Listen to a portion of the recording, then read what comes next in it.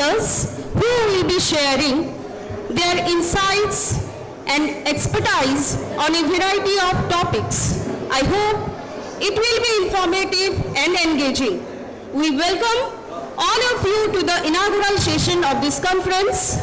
Now, I request dignitaries of Radhanath IASC, Professor Dr. Nivedita Guru, Professor Uttam Kanti Jena, Professor Rajalakshmi Das, Seminar Convener Dr. Chaitali Sarangi, and co-convener Ms. Tanushri Mahanta to take their respective seats on the stage.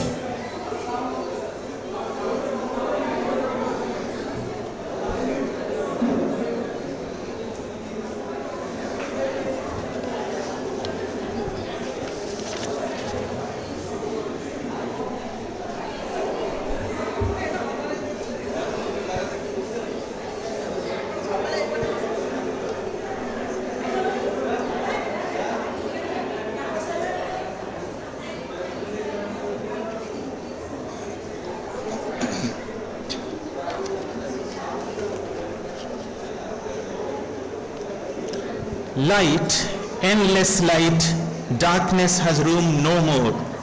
Life's ignorant gods give up their secrecy. The hues inconscient depths unplumbed before lie glimmering in vast expectancy.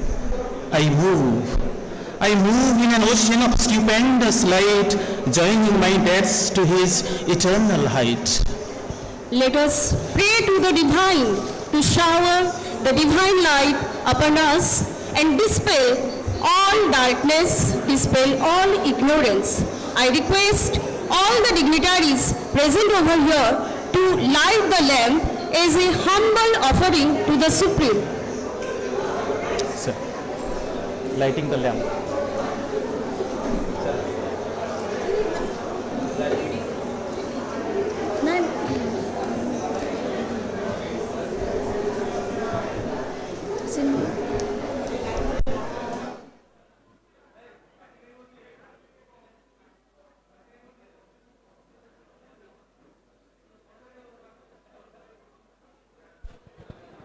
Let us pray to the divine to bless all with knowledge and truth.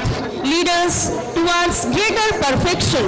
Lead us from darkness to light. Asato ma sadgamaya, tamaso ma jyotirgamaya, mrityorma amritam gamaya.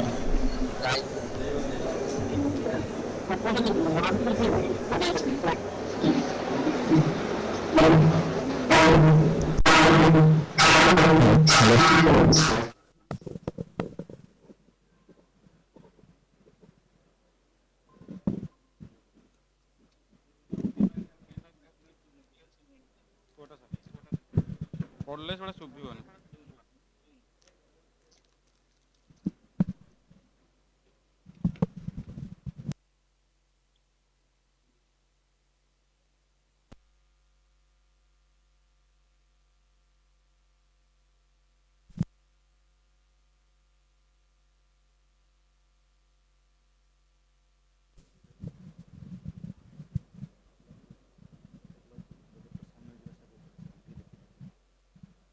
hello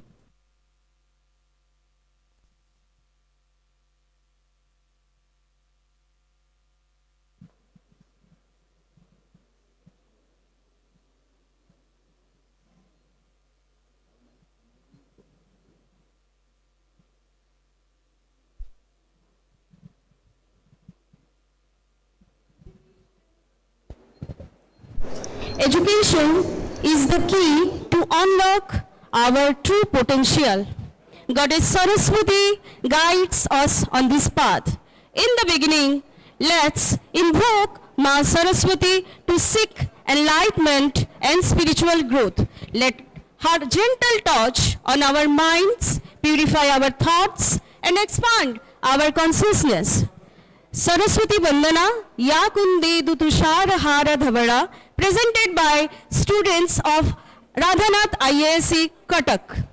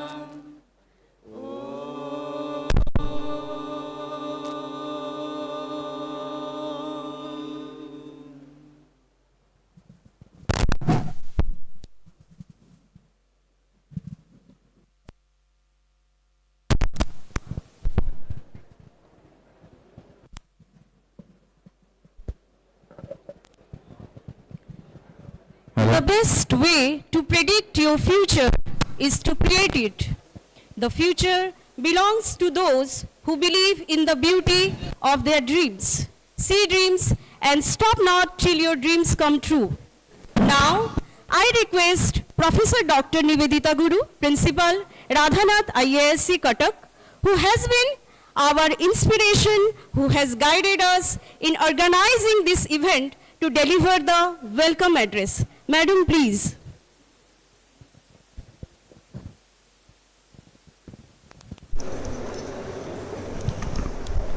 Thank you.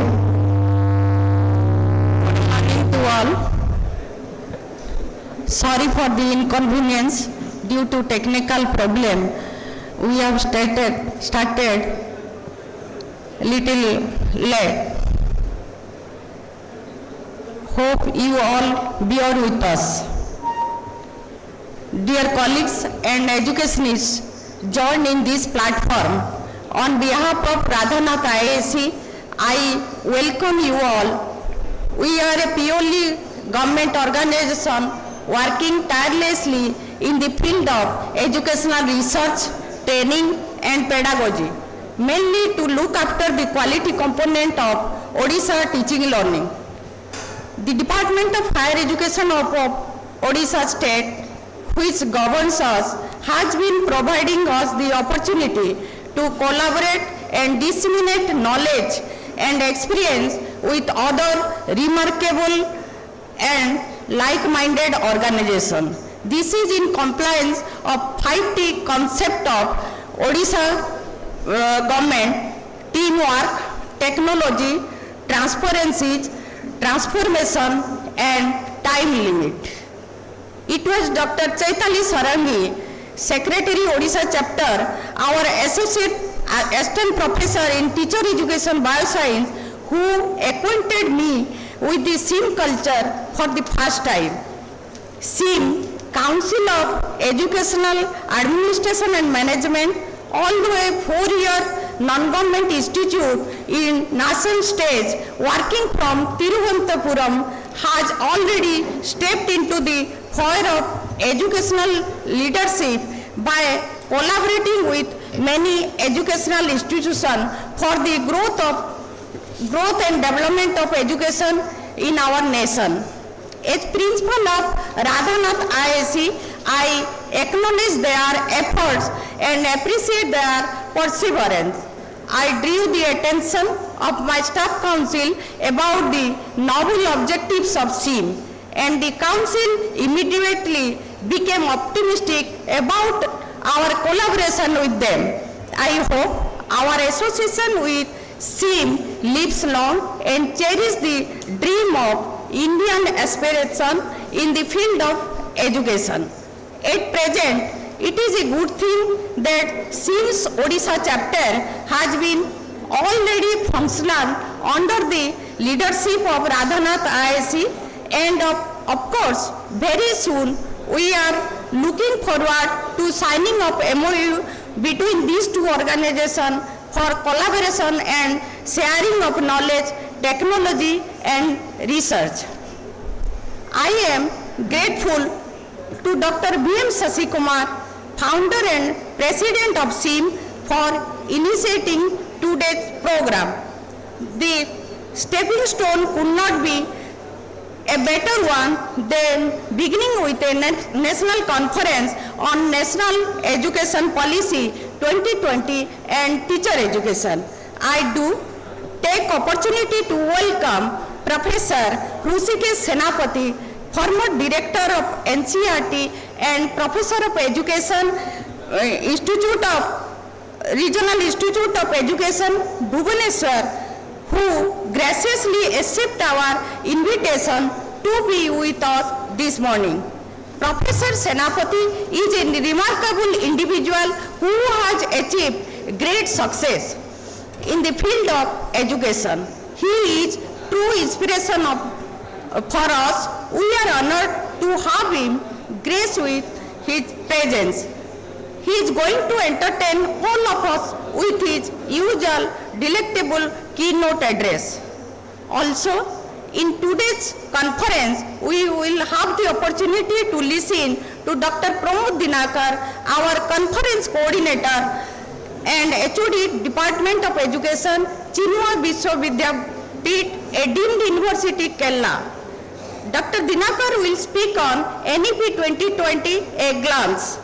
Then we will listen to Dr. M.S. Geeta, the working president of SEAM and former dean of Faculty of Education, Kerala University, on NEP 2020 and teacher education. I sincerely welcome both these speakers. My warm welcome is also for Professor Nimi Maria Ome, General Secretary SEAM, Dr. Annie Francis, MES Pillai College of Education and Research, Mumbai, Dr. Saru Joshi, Associate Professor of University of Science and Technology, Meghalaya, and Dr. Nishant PM, Assistant Professor, Rajiv Gandhi Central University, Arunachal Pradesh. They will head the panel presentation today. I would like to welcome two professors from Radhanath IAC, Professor Uttam Kanti Jaina and Professor Rajlakshmi Das. Professor Jaina will provide all of us a detailed picture about the conception of this conference, and Professor Das will deliver the inaugural address. Dear friends, at the outset, looking into the organizational key of today's conference, it gives me a real national feeling. It is a national conference in the true sense for discussing and brainstorming a burning national issue, National Education Policy 2020. Once again, I welcome all the members present in this platform, and along with my greetings, I wish them an interesting, intellectual and educating experience from today's national conference. Success is guaranteed when wise men meet, but my best wishes for the success of the deliberation are still a drop in the ocean. I pray before our Lord Jagannath for bringing us a successful day. Thank you. Jai Jagannath.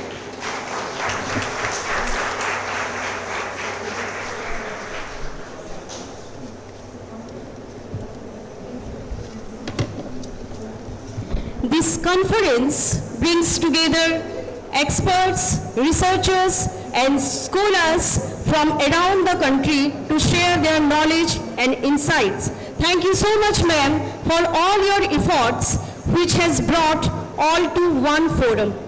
We are going to develop an academic relationship with SIM, and I hope the collaboration with SIM will be fruitful and high-yielding.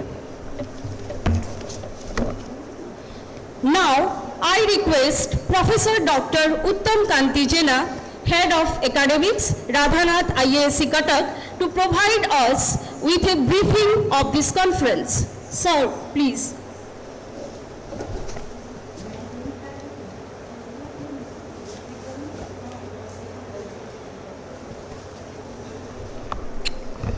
Thank you. Esteemed Professor Dr. Shashi Kumar, President SIM, Professor Guru, Principal Radhanath IASC, Professor Senapati, former Director NCRT and Professor Regional Institute of Education, Venerable Dr. Dinakar, Conference Coordinator, Dr. Geeta, Working President SIM, and Revered Professor Maria, General Secretary SIM, Dr. Francis, Dr. Joshi and Dr. Nishant, and my respected colleagues and participants. The theme of this conference focuses on National Education Policy 2020. NEP 2020 is both a challenge and opportunity for us. Challenging because the road is long, there are many potholes on the way, there are obstacles which are new and unknown to us.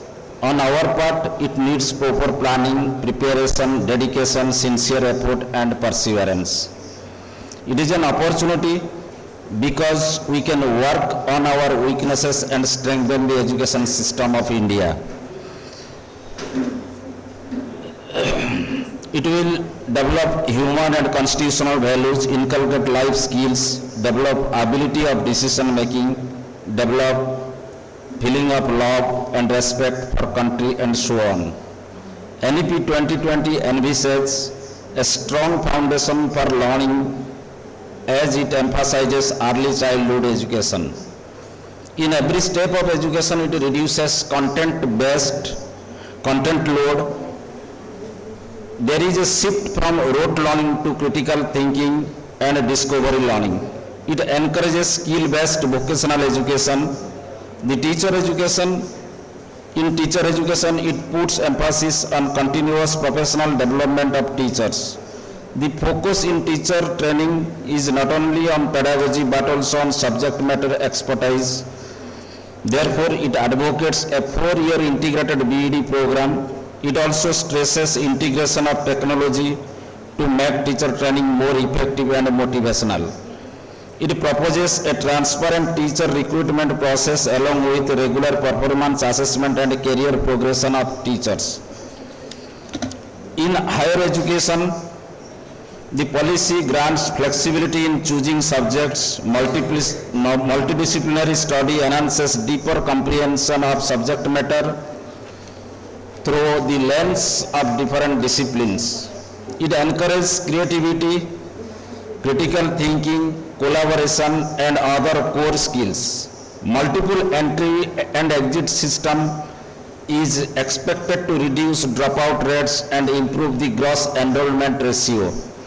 There is a lot of emphasis on research and innovation. So it can be said that NEP 2020 has a 360-degree view of the education system. This conference bases its theme on NEP and other education to focus and discuss equitable and inclusive education. Issues related to professional development of teachers, ICT-based resources, quality enhancement in various aspects, multidisciplinary and interdisciplinary approaches, curriculum, assessment, etc. Now let us give a view to Radhanath IASC. Radhanath IASC, the oldest teacher training institute in Odisha, is proudly celebrating its centenary this year. It has created a landmark in the history of teacher education in Odisha as well as India. 100 years of excellence in teacher education. Now that we have completed 100 years, the people and the state look at us with higher hopes and greater expectations. The responsibility gets doubled when NEP 2020 envisages to bring a transformation in education system of the country. How can RNIC keep itself aloof from it? It must lead from the front. It must lead from the front to take the new challenges. That's why we must gear up in all aspects. This seminar is a part of our centenary celebration, and we are very much thankful to SIM, Council for Educational Administration and Management, for its sincere collaboration in organizing the event. Now let me highlight the outline of today's program schedule.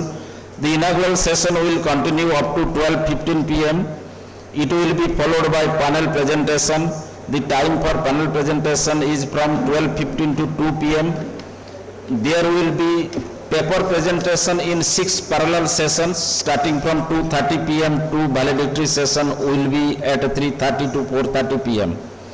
In the end, I hope that today's program would open up new avenues, especially the focus on what was not there in previous educational policies and now makes an ice-breaking path in NEP 2020 vis-a-vis drawbacks apprehended therein in Indian context.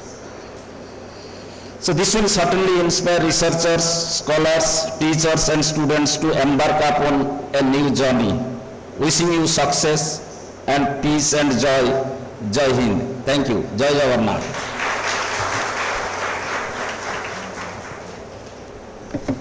Thank you so much, sir, for highlighting the core principles of NEP 2020, how it is both a challenge and an opportunity, and putting in a nutshell what this conference entails. Thank you, sir, for setting the tone for this event. I am delighted to invite Professor Dr. Rajalaxmi Das, Head, Department of Research and Innovation, Radhanath IASC Cuttack, to deliver the inaugural address of this academic conference. Professor Dr. Rajalaxmi Das.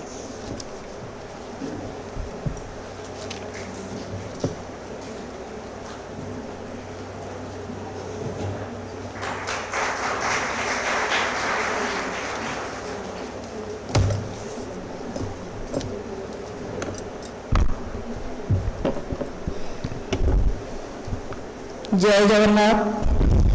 Very good morning, everyone. I welcome you all to the National Conference.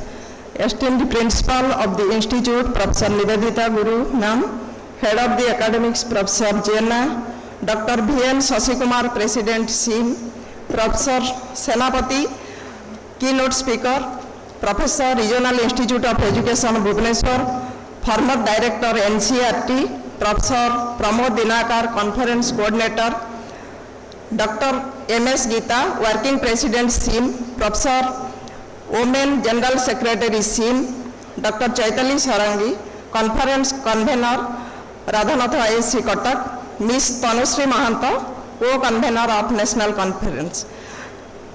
It is my immense pleasure to address the inaugural session of the National Conference on National Education Policy 2020 and Teacher Education. I am thankful to the members of SIM and Radhanath IASC family for organizing a national seminar on NEP 2020 and teacher education to address the challenges of teacher education program for its implementation, because all of us are in crossroads. Teacher education is the prime concern to bring radical changes in the total system of education. So I am thankful to you all for giving me an opportunity to share my inaugural address.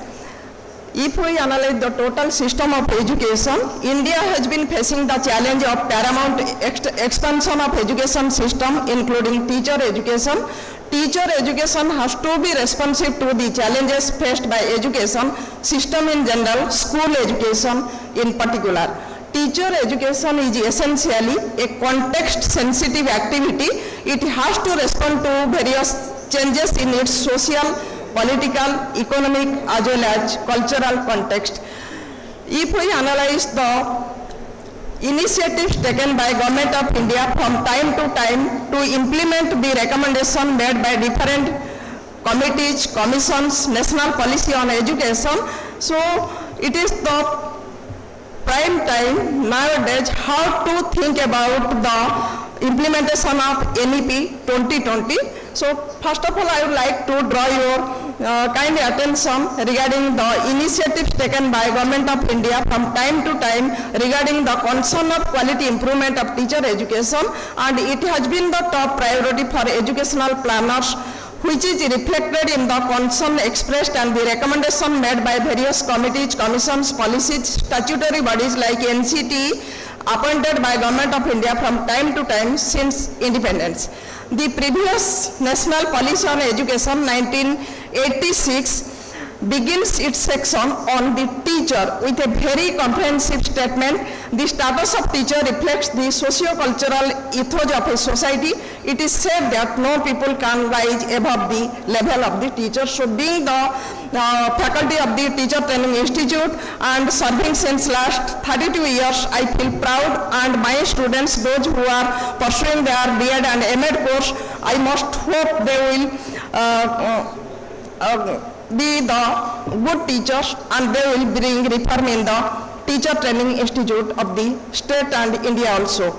National Policy on Education 1986, subsequently revised in 1992, give direction to Indian education. The policy emphasized the Government of India will also review every 5 years the progress made and the recommendations guidelines for further development. NEP 1986 and the Program of Action 1992 called for substantial improvement in quality of teacher education by launching the central sponsored scheme, which is the output of establishment of DIET and ISC cities throughout the country. NP 1986 and Program of Action 1986 thereunder envisaged a National Council for Teacher Education as a statutory status and necessary resources as first step for overhauling the system of teacher education. NCT as a statutory body come into existence in pursuance of the National Council for Teacher Education Act 1993 on 17th August 1995. So, role of NCT is very much important to bring quality improvement in teacher education program thereafter. The main objective of NCT is to achieve planned and coordinated development of the teacher education system throughout the country, the regulations and proper maintenance of norm and standards in the teacher education system and the matter connected therewith.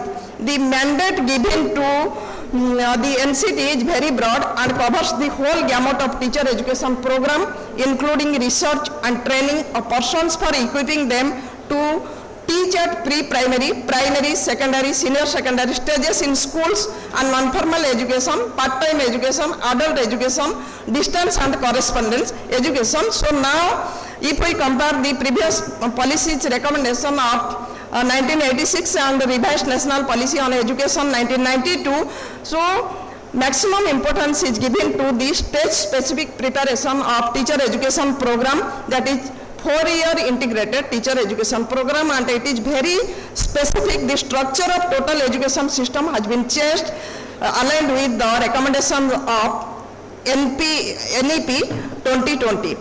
So NCT notified the revised regulation 2014 along with norm and standard for 15 programs on 20th November 2014 under the Government of India Gazette notification by following the recommendation of Justice Verma Commission appointed by Government at the instance of Honorable Supreme Court of India.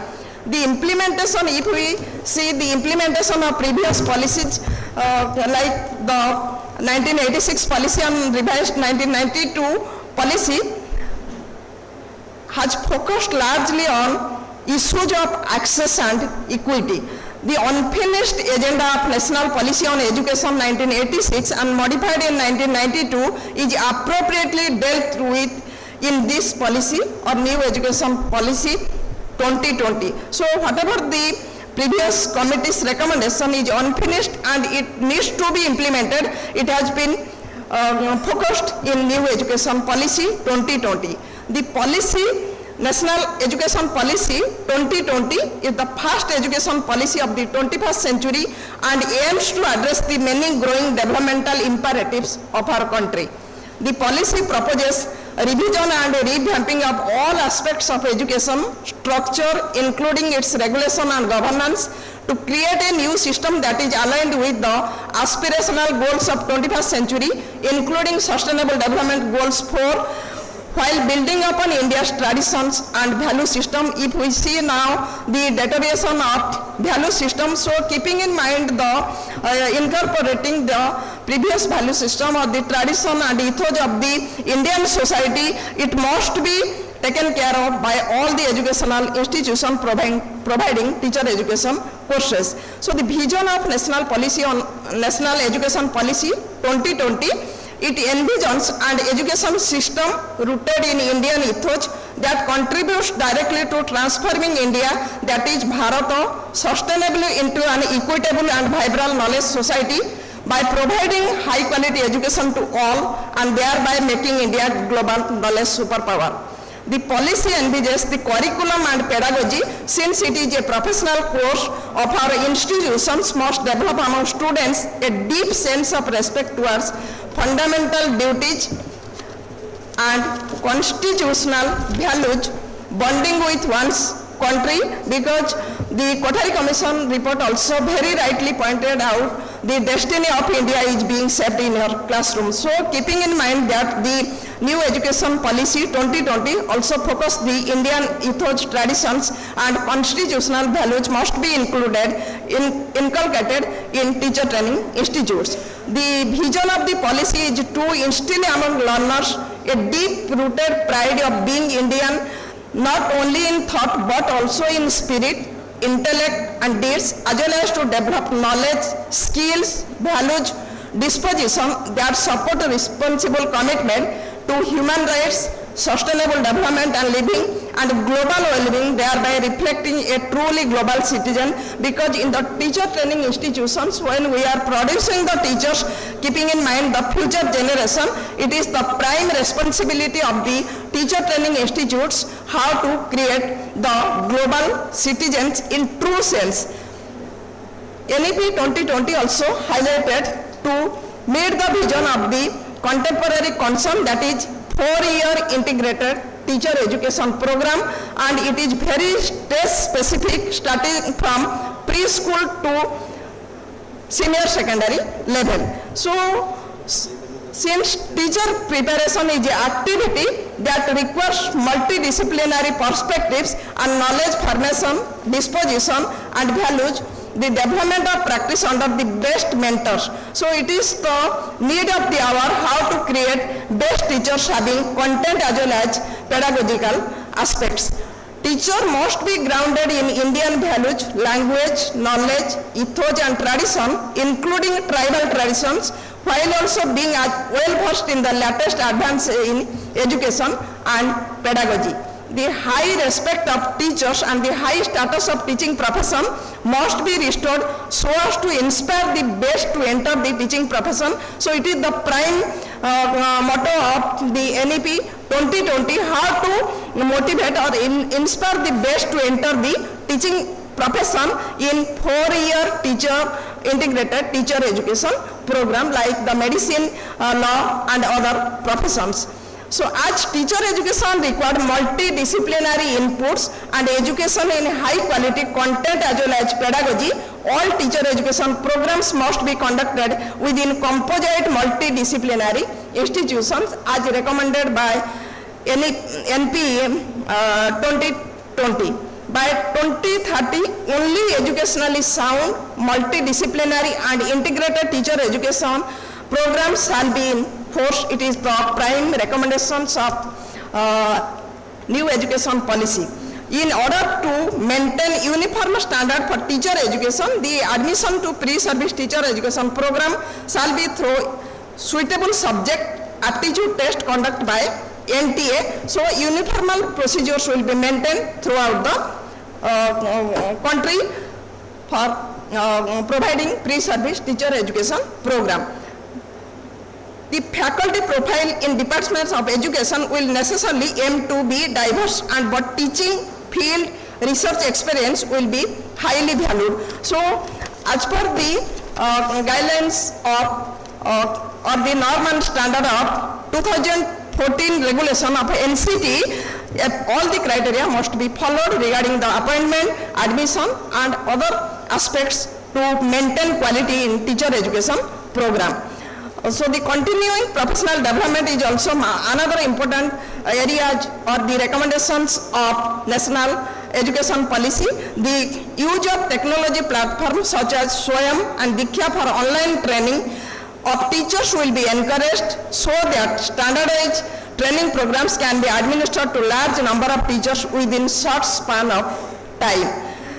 A new and comprehensive national curriculum framework for teacher education and NCFT will be formulated by NCT in consultation with NCRT based on the principle of National Education Policy 2020. Previously, it has already been formulated in NCFT 2009 as per the recommendations of National Policy on Education 1986 and 1992.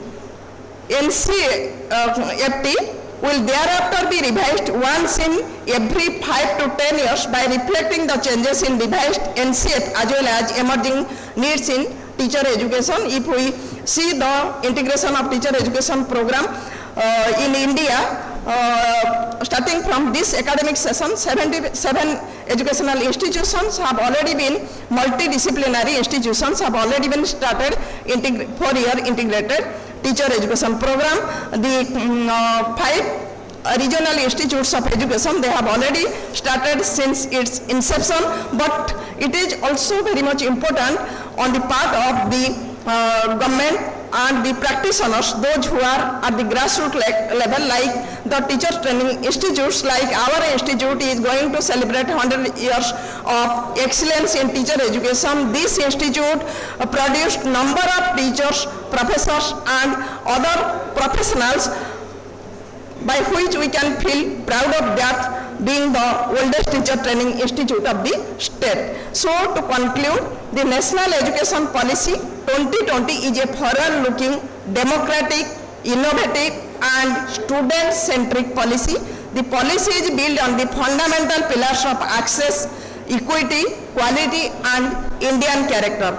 It is aligned to 2030 Agenda for Sustainable Development, aims to transform India into a vibrant knowledge society and global knowledge superpower by making education more logistic, flexible, multidisciplinary and suited to 21st century needs. If implemented in letter and spirit, the NEP 2020 has the potential for transforming India into a Vishwaguru by 2030. So, keeping in mind the objectives, the national conference has been organized in collaboration with SIM, and I am thankful to all the organizers of Radhanath ISC family as well as the members of SIM for choosing a nice topic on National Education Policy 2020 and teacher education. Hope the recommendations made by different panelists, subject experts, they will give their recommendation for achieving the quality teacher education program as well as to meet the challenges of 21st century. Thank you all for patient hearing. Thanks a lot.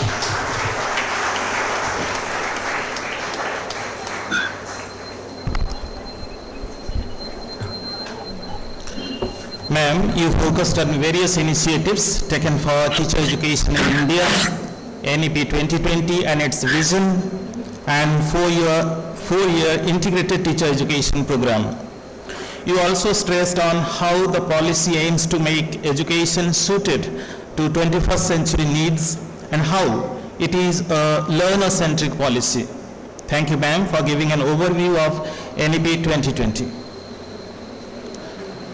We are very much pleased to have amongst us Dr. V.M. Sasikumar, Founder and President, Council for Educational Administration and Management, SIM, Odisha Chapter.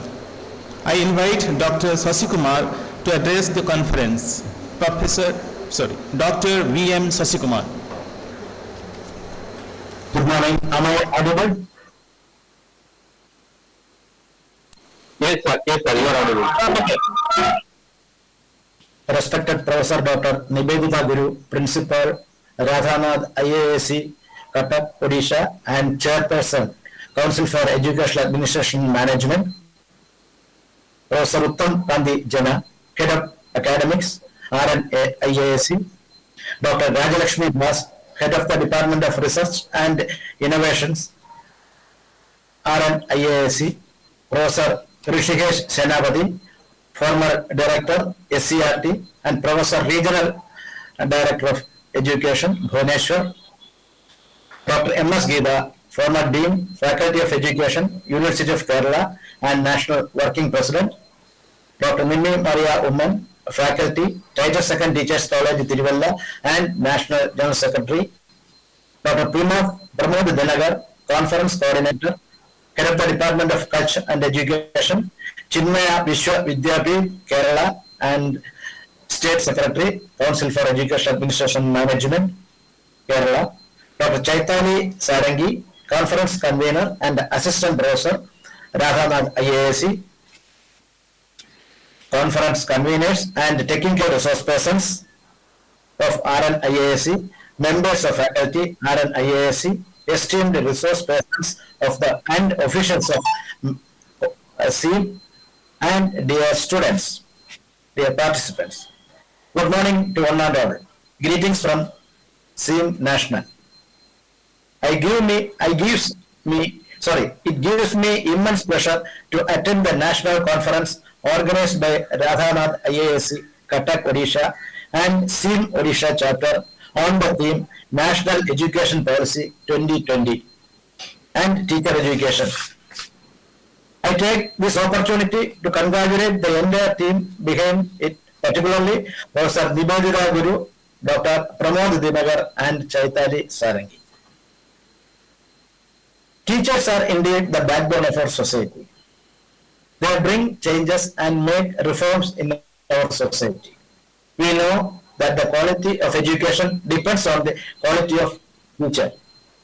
Qualities for teachers can be born or can be caught in the right way through education by developing knowledge, attitude, morality, and abilities.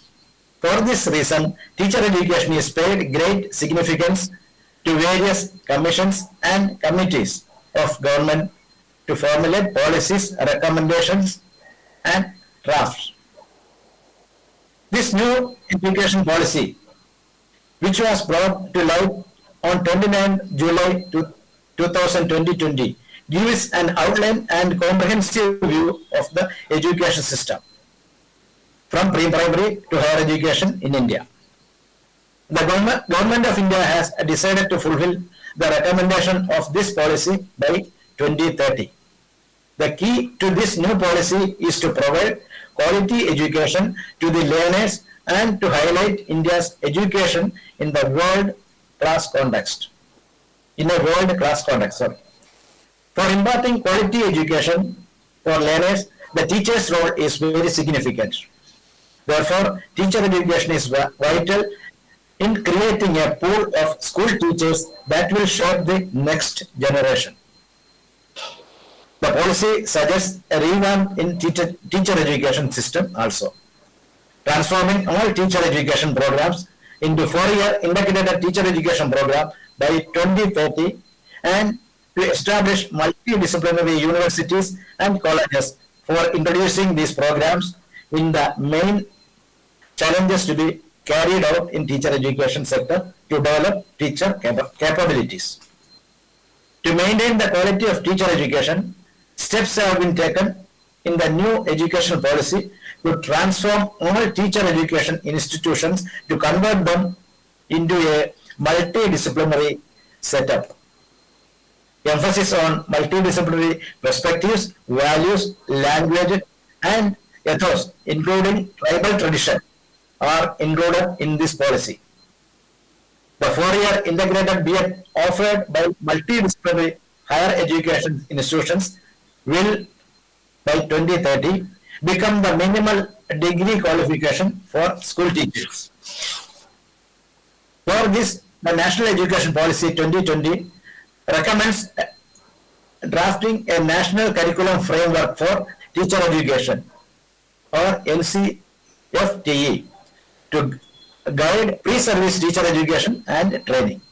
The NCFTE will prescribe the best pre-service and in-service education or training practices for teachers working in academic, vocational, and other unique educational streams. We can hope that all these streams will come true and India will become a knowledge hub in 20 to 25 years. I am not prolonging my speech by explaining too much about NEP and teacher education. We can listen to the deliberations going on here and imbibe more details about the pros and cons of the theme.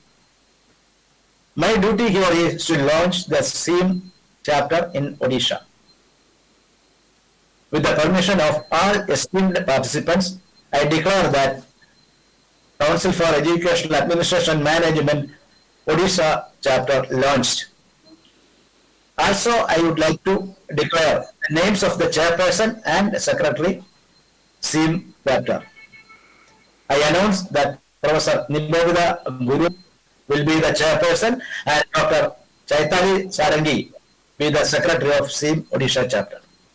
I am confident that with the enthusiastic interventions of these two officials of Odisha, more and more new members will get motivated and join in the organization and flourish under the great leadership of Professor Nivedita Guru and Chaitali Sarangi.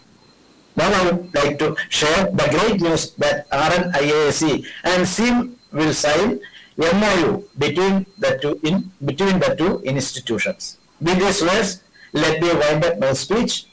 I wish all success to the national conference. Jai Hind. Namaskar. Thank you.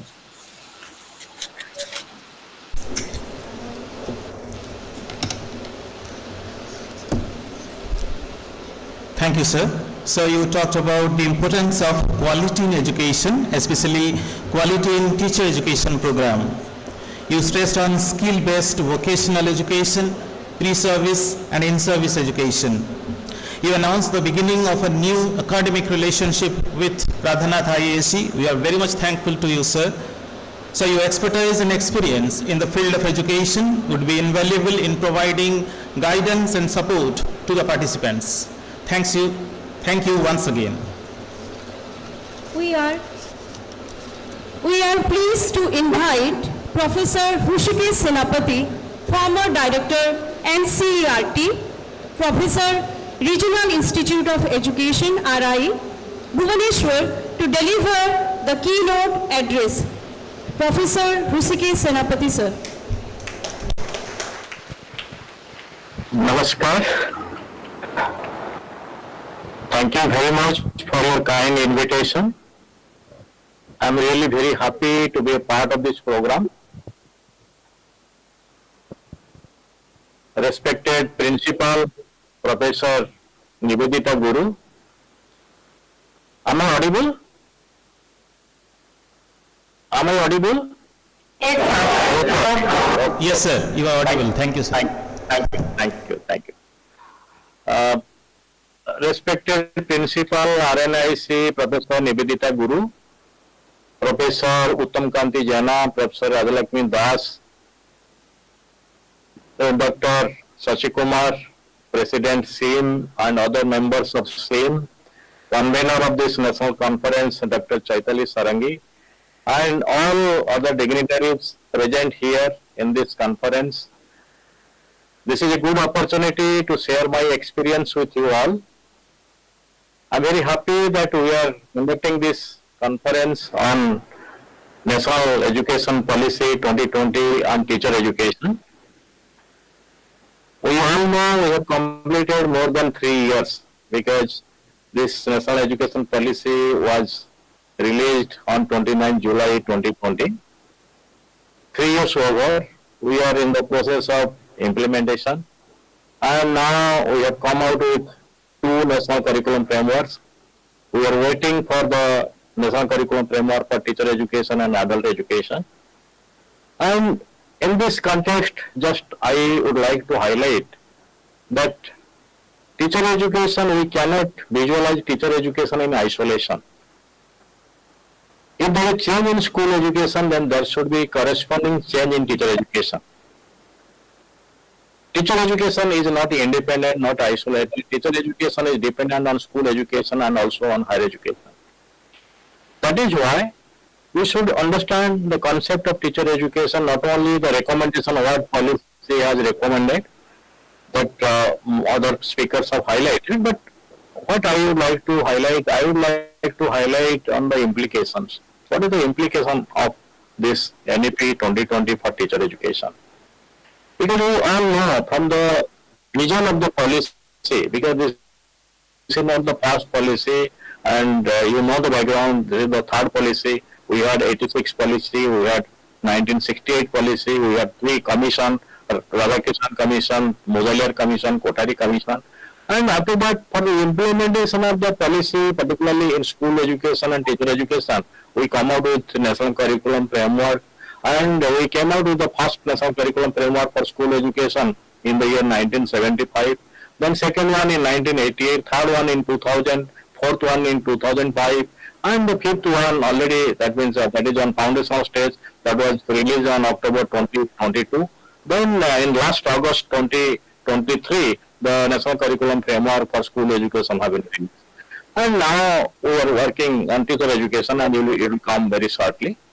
The point is that we have to see the policy, what is the structure, what the content, and what the policy has recommended on curriculum, pedagogy, and assessment. Then what is the implication for teacher education? I want to see it from a very critical point of view, because when it say the vision, because vision has been presented before you, because what do we want exactly? We want to make our country a knowledge superpower. We can make our country a knowledge superpower through a system of education based on Indian ethos. But that is the most important thing that has been highlighted in the vision of the policy, that we can take our country to a new height. We can make our country a knowledge superpower through a system of education based on Indian ethos. And when you say based on Indian ethos, that means, what does it mean? That means our children will be connected to their roots. Our children will understand their culture, their tradition, their value system, their language. That is why it has been recommended, that it has been visualized, that if our children will be connected to their roots, then very easily we can create an equitable, vibrant knowledge society. That is the need of our, in a democratic country, for the effective functioning of democracy, we need an equitable, vibrant knowledge society. And that can be created through a system of education based on ethos. Then, if you see the vision, it has been presented before you, but still I would like to analyze. Then the vision, it has been highlighted that focus will be on fundamental duties and constitutional values. And if you see the language, that means the curriculum and pedagogy of our institutions, must develop a deep sense of respect towards fundamental duties and constitutional values. That means we are going to create a different system of education. That means what is going on, that is okay, because mostly our focus is on cognitive domain. But now, keeping in view the vision of the policy, what do we want? If you see the vision, what it has recommended, that is what has been reflected, that we have to develop a sense of respect for fundamental duties. That means we have to strengthen the affective domain of the personality. We are working on cognitive domain, no doubt about that. And we are providing training to our teachers on this, how to teach, how to deliver, how to transact. But now the issue is how we are going to develop a sense of respect toward these fundamental duties, and how we are going to strengthen the affective domain of the personality. Third thing, we are talking about the global citizenship. We are talking about sustainable development, human rights. That is the vision of the policy. And from this vision, it is clear that we are going to transform our system of education, not only school education, but along with the school education, but the teacher education. Because teacher education is dependent on school education. If there is change in school education, then definitely there will be corresponding change in teacher education program. Then I would like to present before you the structure of school education.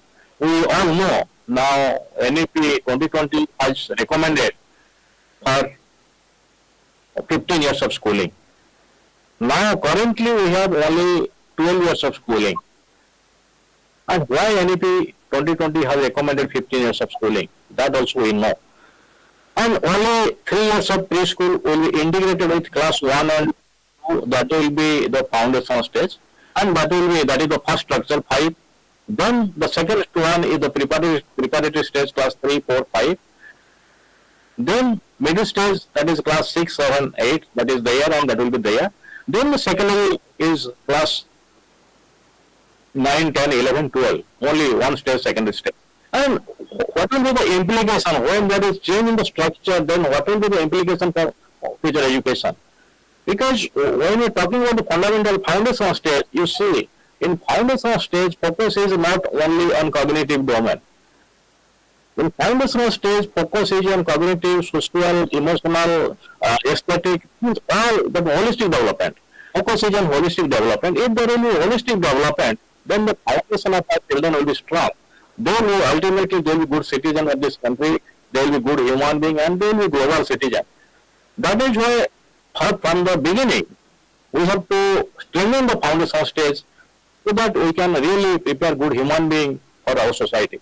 That is the purpose. And second thing, if you say why we are putting so much importance to this foundation stage, we are putting importance to this because research says that around 80% or 85% of brain development takes place during this period. That is why the committee responsible for this NEP 2020 has taken cognizance of this fact that if we can provide high quality education to categories of children who are coming tribal, coming from rural, slum, even Divyang children, then definitely we can achieve the goal, we can take our country to a new height because we are really building the foundation and we are preparing good human being. That is the vision. Then if you see what will be the implication for teacher education? Because in the existing system, we are not preparing teacher for this foundation stage. We are preparing teacher for secondary stage and preparing teacher for elementary stage. And that part, the preschool part is totally neglected. But now we have to take care of this and we need teachers for foundation stage who can really contribute, who can really help in holistic development of our children. That is most important. That is the implication for teacher education. How we are going to develop that is a big challenge before us. The second stage, that is the preparatory stage. In preparatory stage, now we are talking about that is class 3, 4, 5. It was there, now it will be there, and this will be known as the preparatory stage. How we call it preparatory stage? This is a preparation because after foundation stage, that foundational stage, so we are coming to this preparatory stage, of children will be coming to this preparatory stage.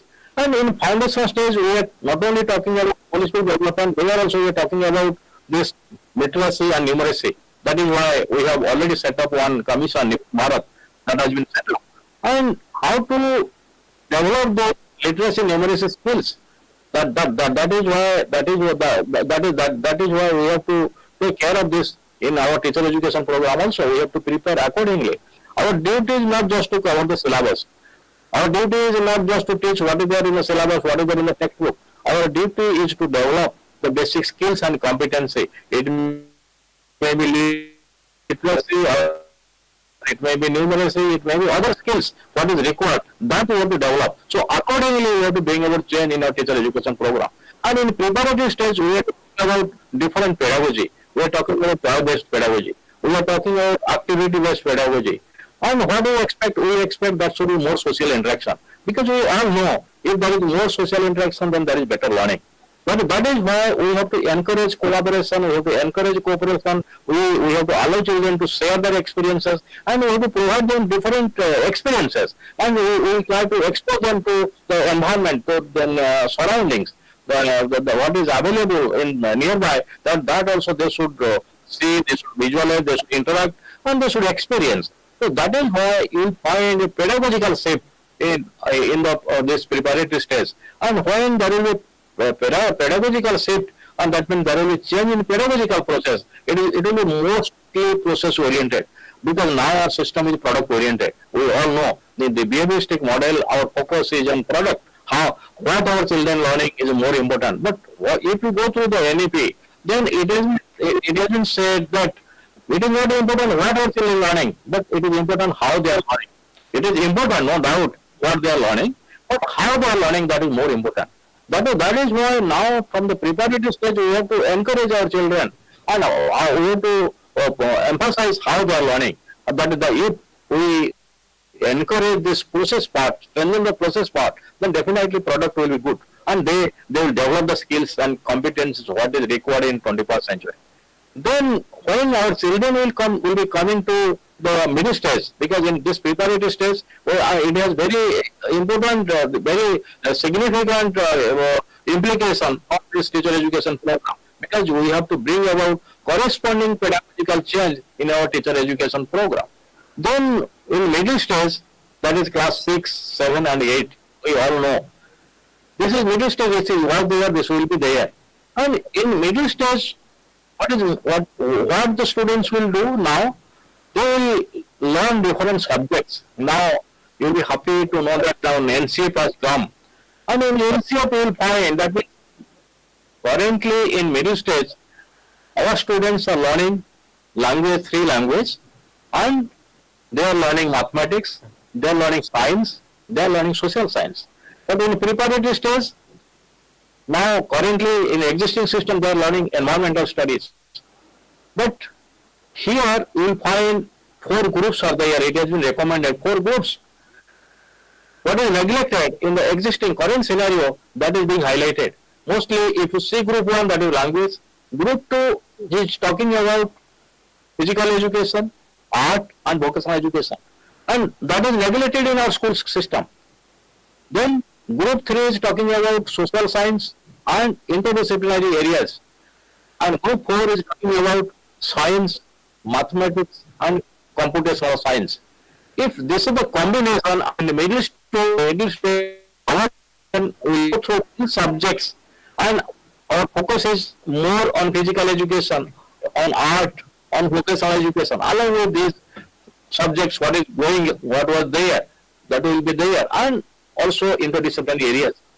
That means accordingly we have to bring about change in our teacher education program. The most important thing what we are going to do, that is going to bring about a change in the entire system of education, that is the vocational education. And not only they will introduce to vocational education, they will also develop the dignity of labor. That is most important. Because dignity, if we can develop the dignity of labor, they will not feel this, they will not look down as vocational education is inferior. That is why it has been recommended vocational education will be an integral part of general education. Every student has to acquire mastery over at least one vocation before completion of school education. And if that is the case, then how we are going to integrate this vocational education in existing school education at the middle stage, and how we are going to prepare teacher for this? Because in our teacher education institutions, we are not preparing teacher for both this vocational education. Now, our teacher, since it will be introduced at class 6, and the existing teachers have to be oriented about this, because in the initial stage, even it has been recommended, some pre-vocational skills will also develop during preparatory stage. Then, when they will come to this middle stage, they will be exposed to different vocations available in the locality. And if that is the case, then how we are going to prepare our teachers who can teach different subjects, and we can take care of art, physical education and also vocational education. That is most important. That is a big challenge before us, and that is a challenge for the teacher education, and we have to bring about reform in our teacher education program to develop that the capacities what is required in 21st century and to implement the recommendation of this NEP 2020. Then, even this vocational education will not stop here. The vocational education will continue. There will be vertical mobility. The question is why we are giving so much emphasis to do vocational education? Because we know India is going to be the youngest country in the world. Next decade, India will be the youngest country. We have maximum youth in our country. If we will not develop their skills and competencies, they will not be asset to this country, they will be liability. That is why it is required. And another thing, what our international experiences shows, that the country with the developed country, those who are developed, they are devoting a lot of time for this vocational education. And what the data shows in India, only 5% of the workforce coming through formal vocational education, whereas in South Korea it is 96%, in Germany it is 75%, in USA it is 52%. This data is there in NEP document. If that is the case, then Korea and India became independent in the same year, 1947. At that time, the economic condition of both the countries were same. But now you see what is the position of Korea, what is the position of India, because we are using everything, all the Korean products. It may be Hyundai, it may be Samsung, whatever it may be, because they are putting a lot of emphasis on vocational education.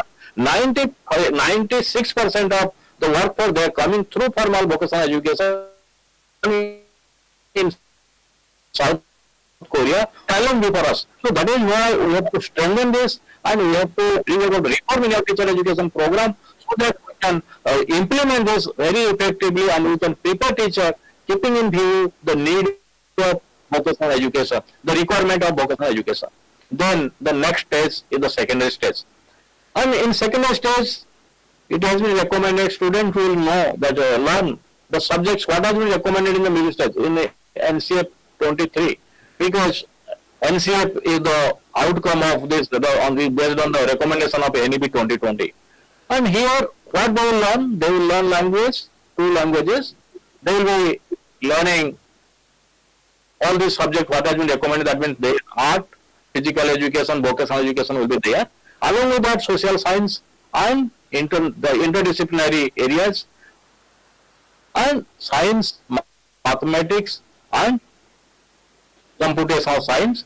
And along with this subject what has been recommended for middle stage, in class 9, 10, they will be studying environmental study. They will be studying environmental study because this is coming under the interdisciplinary areas. Then that is, but now since we are going to implement this policy, recommendation of this policy, now though NEP has recommended there will be one stage, that is the secondary stage, no higher secondary. CF has recommended that will be phase 1, class 9 and 10 will be the phase 1, and class 11 and 12 will be phase 2. But after 10 years, this phase 1, phase 2 will not be there, and all it will be only one, that will be only the secondary education. But what is the implication for teacher education? Because we are going to have good number of new subjects, and in particularly class 11 and 12, student will get opportunity to opt for new subjects as per their choice. Group 1, 2, 3, 4, and they will choose 4 subjects from group 2. That means at least from 2 groups and 1 optional subjects. And this has very serious implication, because in our school we definitely we have to bring about change, and accordingly we have to bring about change in our teacher education program. Because what is happening in our school system and what is happening in our teacher education system? In school system, we are preparing our children to have mastery over the content, what is there in the textbook, what is there in the syllabus. That means but there is watertight compartment. We are not providing education as per their need, as per their aptitude, and we are depriving them something which they want really. And that is why what we want now. We are talking about multiple intelligence, and in our school we are promoting logical mathematical intelligence. intelligence. In our teacher education program, we are preparing teacher to teach science, to teach mathematics, to teach social science, and to teach language. Only we are talking about core pedagogy in our teacher education program. But what NEP has recommended, we have to go beyond this.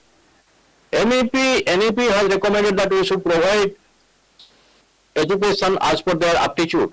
And when you say their aptitude, it is not only logical mathematical knowledge. Our school is promoting only logical mathematical knowledge. Child is poor in math, then we label you are dull. We don't ask the child what we don't try to find out or identify what are the other potentiality the child is having.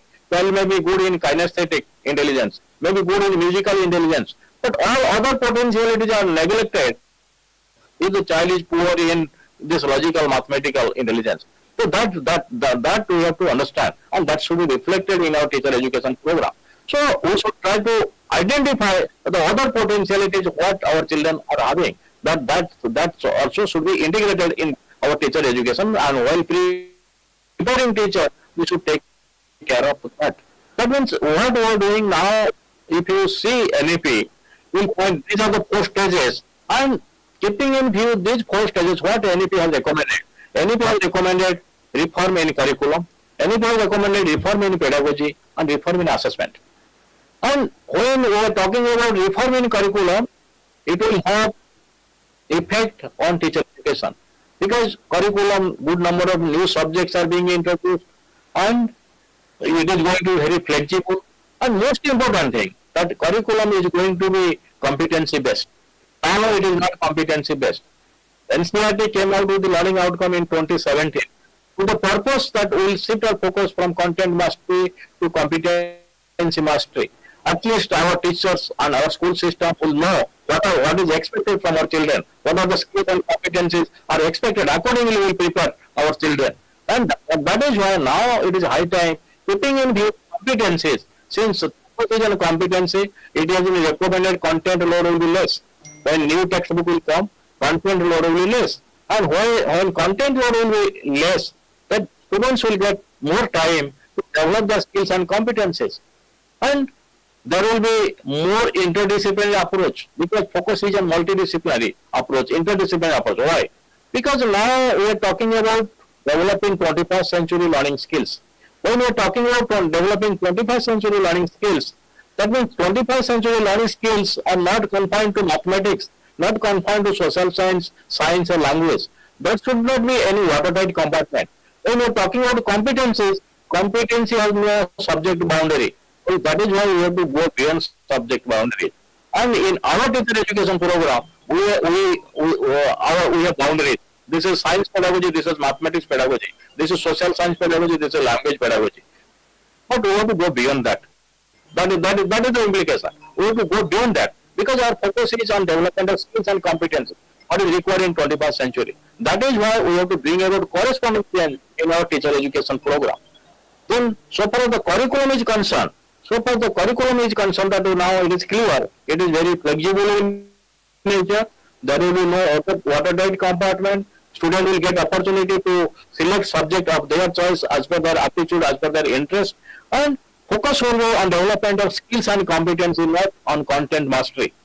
Then we do the pedagogy. When we talk about pedagogy, what we will find that pedagogy, that means that there will be complete transformation.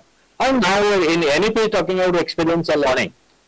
It is not something new. Even in our NEP NCERT 2005, which is based on this constructivist approach, there also we are talking about this.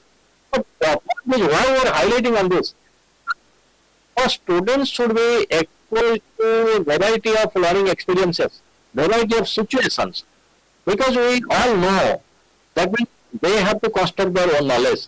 What this modern theory suggests. Modern theory suggests, learning theory suggests, focus will be on process, it is not on product, because that is why it has been categorically mentioned, it is not important what they are learning, how they are learning. And we have to strengthen this how part, we have to strengthen the process part. And we can strengthen the process part if we bring about change in our pedagogical approach. That is why we are talking about experiential learning. Let children experience, let them feel, let them observe, let them interact, let them formulate their own hypothesis, let them verify their own hypothesis, let them construct that knowledge in their own way. And that knowledge will be permanent, that will be an integral part of their cognitive structure, they will never forget. That is why we are talking about experiential learning. And under this experiential learning, we are talking about art integrated learning, we are talking about sport integrated learning, we are talking about ICT integrated learning, we are talking about based pedagogy, inquiry-based pedagogy, discussion-based pedagogy, storytelling-based pedagogy. That means, what does it mean? That means we want our students to be engaged. They should not be passively listeners, they should be active learners. Let them observe, let them work in group, let them develop team spirit. Because why we are talking about art integrated learning? We have conducted some experiment, we have come out with modules, and what our experience shows that if students are taught through this art integrated learning, that means they enjoy learning become meaningful, they don't leave school. That we have experience. That means not only that we are making learning enjoyable, we want to preserve our culture also. That is most important, because policy is putting emphasis on Indian ethos, our art, our culture. That means when I say art in all forms, it is visual art, it is music, it is dance, it is folk dance, everything is included in this. And art integrated learning, that means not only we are making our teaching learning process more interesting, more enjoyable, more meaningful, along with that we are preserving our art and culture, and that is most important. That is why it is high time we have to bring about change in our pedagogical approach, and accordingly we should bring about change in our teacher education program. The teacher, because only teachers can implement the recommendation of the policy. That is why what is happening in school education, if there will be corresponding change in teacher education program, then easily we can implement the recommendation of NEP 2020. When we are talking about sport integrated learning, we all know physical education is totally neglected. And we learn all the values because we are talking about affective domain. In vision, we are talking about fundamental duties. And how can we develop? Because we learn all the socio-emotional qualities. But it may be fellow feeling, it may be belongingness, it may be teamwork, it may be collaboration, it may be cooperation. So all these we learn in the playground. Now time has come, we have to strengthen this and let them develop physically, mentally, socially, emotionally, morally. That is why this is that we are talking about the sport integrated approach, and we know ICT integrated, storytelling, all this is about the pedagogy. Time is short, so I don't want to highlight on this. And most important thing I will highlight, and then I will stop. Most important thing is that is the reform in assessment. We are talking about, because now in our school system, everything is done by the teacher. But what NEP has recommended, a student should be involved in the process of assessment. And how we are going to implement this? NEP is talking about self-assessment, NEP is talking about peer assessment, NEP is talking about assessment by the teacher, that will be there. And NEP is talking about 3 modes of assessment: assessment of learning, assessment for learning, and assessment as learning. And then what is there and what is not there? In current scenario, in traditional approach, we follow this assessment of learning, summative assessment, which is already there. And also we follow formative assessment, you need to conduct some tests to monitor learning. And just to give feedback, to give remedial measures so that our students can acquire mastery over the content. Because system is product oriented. But now we want to make it process oriented. And we don't want that we should give them feedback. And why should we give questionnaire? Why should we give feedback after 3 months? Why should we conduct test after 3 months? Why not immediately? That is why what has been recommended. It is not assessment of learning for learning. It is assessment as learning. Most important is assessment as learning, because let students reflect on their own learning. In assessment learning, assessment for learning, we are not giving them adequate time to reflect. In assessment for learning, we are giving some time, though it is delayed. But in assessment as learning, that means immediately assessment will be an integral part of teaching learning. In behavioristic pedagogy, assessment is separate from teaching learning. It is isolated from teaching learning. But in constructivist pedagogy, assessment is an integral part of teaching learning. It is not isolated. Since it is an integral part of teaching learning, we can do it continuously. Let them learn, let them be assessed. Not only by the teacher, but also by their friends, peer group, and also let them assess themselves. Let them be self-assessment. That is why in assessment, what we are going to do, we are not only going to follow the test. Along with test, we are going to follow different non-testing techniques. We all are familiar with the test children, but now we are going to develop holistic progress card. We have to assess the affective domain of the personality. We have to assess the psychomotor domain of the personality. For that, we have to make use of non-testing techniques. It may be observation, it may be portfolio. Because test, we all know test is the most authentic tool for this objective assessment. Similarly, rubric is the most authentic tool for subjective assessment. Because all the behavior that affective domain cannot be assessed with the help of these objective tools because it is very subjective in nature. That is why we have to use these subjective tools. It may be rubrics. And students, teachers together can develop some tools, it may be rubrics, and students should know what are the criteria, how they are going to be assessed. If we can follow this, then we can make our teaching learning process more vibrant, classroom more vibrant. Let them feel, and it is not that it should not be only the domain of the teacher. Let students be involved in the process of assessment. That is why NEP 2020 is talking about 360-degree assessment. NEP 2020 is talking about holistic progress card. And how we are going to implement? If we cannot be a teacher, that is why we need corresponding change in teaching, and we should be in this process of assessment. Then, if you see the 5 part, the in NCERT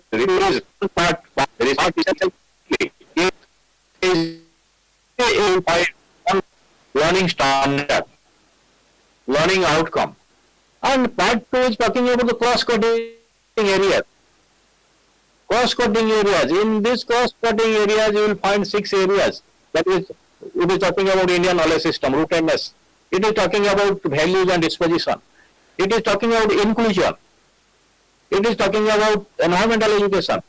And it is talking about counseling, because many students are committing suicide, and mental health, the depression. It is talking about technology. Now we are talking about ChatGPT. We are talking about generative artificial intelligence. We can generate it. It has already influenced the industry, and now it is going to influence our education system.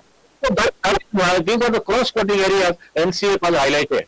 And all these things also to be integrated in digital education program. Because we are preparing teacher for the school. So what is going to be implemented in school education, that's reflected in digital education program.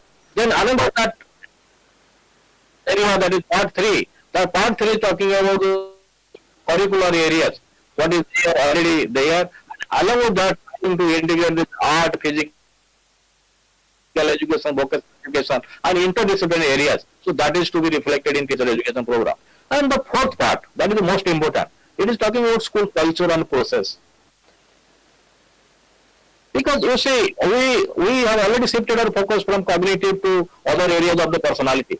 That is why it has been recommended that let students come to school without school bag for some days.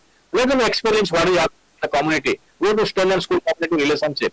But along with that, school culture is most important. We have to bring about change in our school culture and process. And what does it mean? That means, what is our relationship in a particular institution? What is the relationship among the teachers? And how do we talk? How do we share our experiences? How do we share our feelings?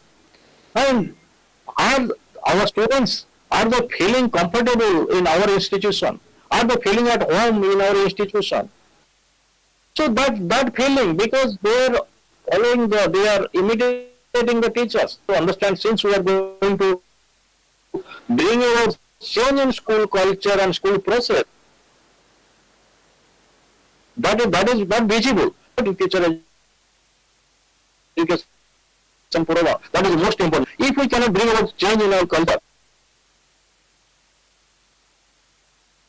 if we parent, I will try my best to cover the syllabus, try to teach what is there. Good mark is not going to help us. That good mark, what they secure in board exam, that is not going to help them to face challenge in life.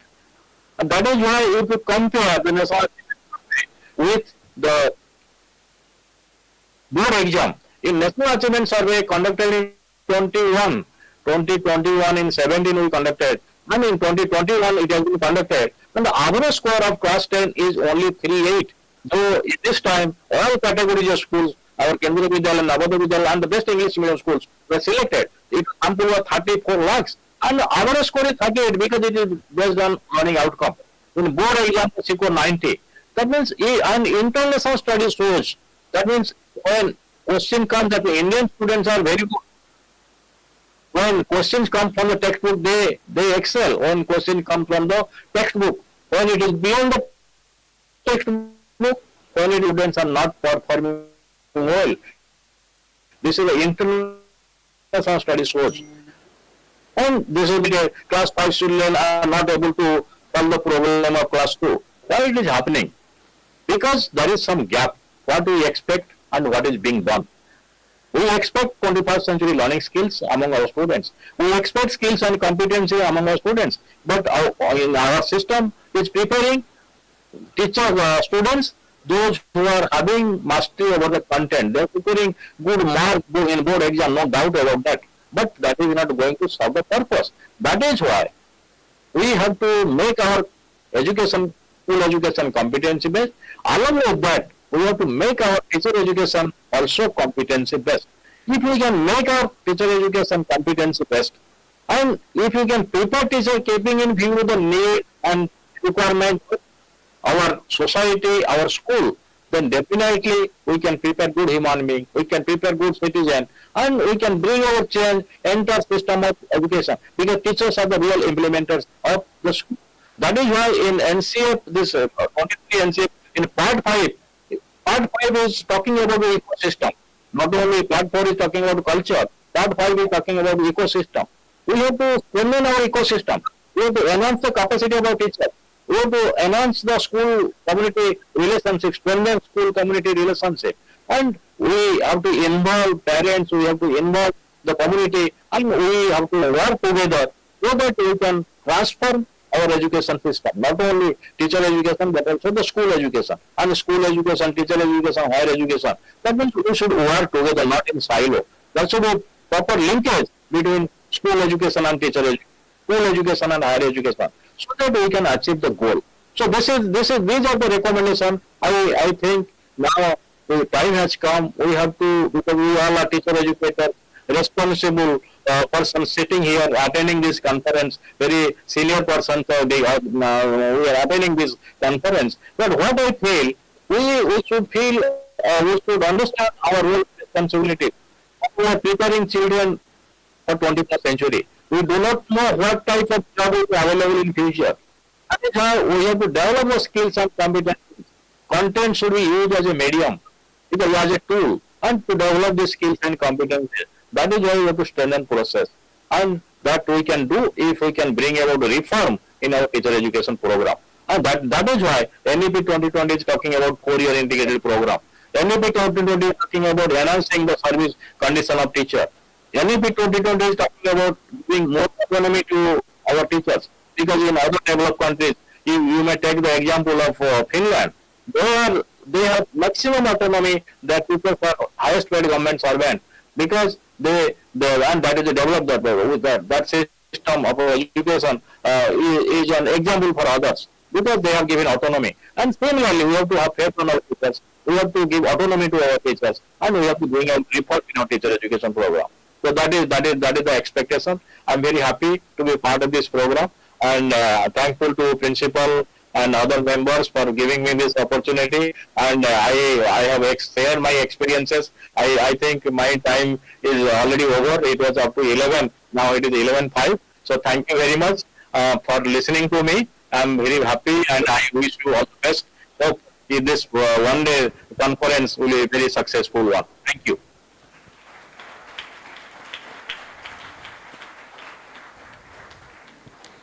Here was Professor Hrishikesh Senapati, our keynote speaker.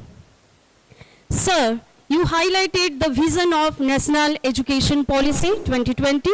You emphasized equitable, vibrant society, development of curriculum and revolving pedagogy, constitutional values, human values.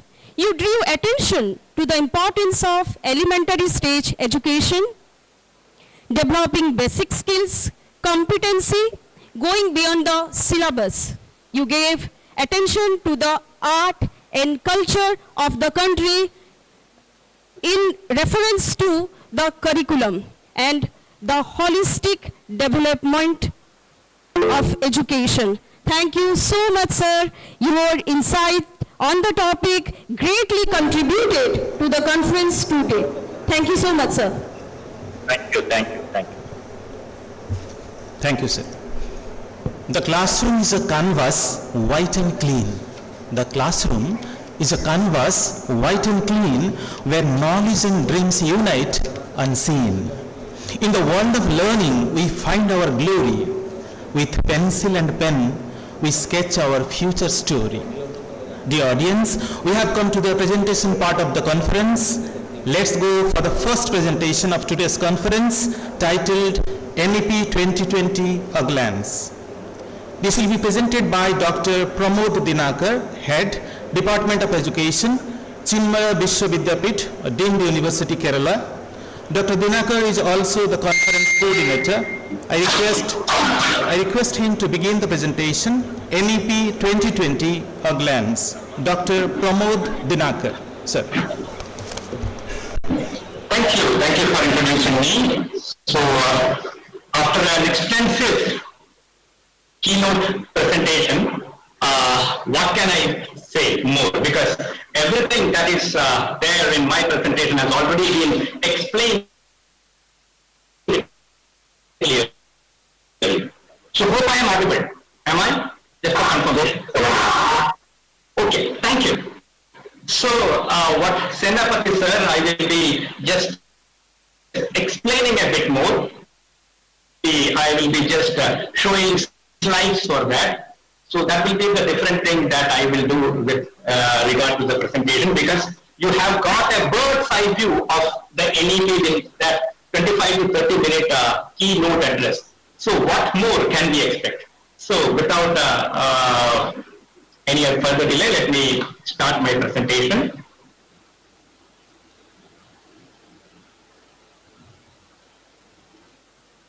So my screen is visible.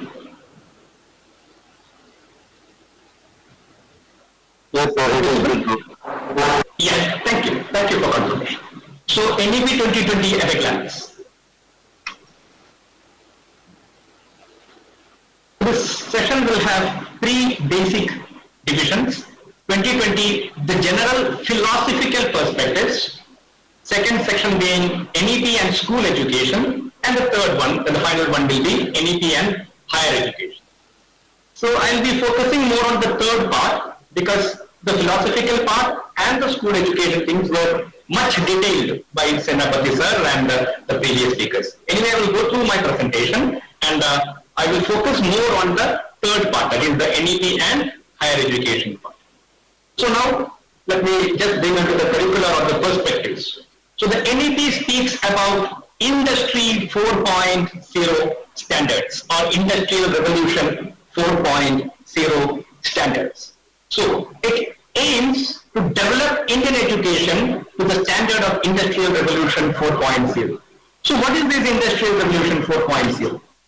So we know the first Industrial Revolution happened somewhere around the 1750s and 1760s with mechanization, water power, steam power, etc. coming to the fore, that led to the Industrial Revolution for the first time. And it is called IR, Industrial Revolution 1.0.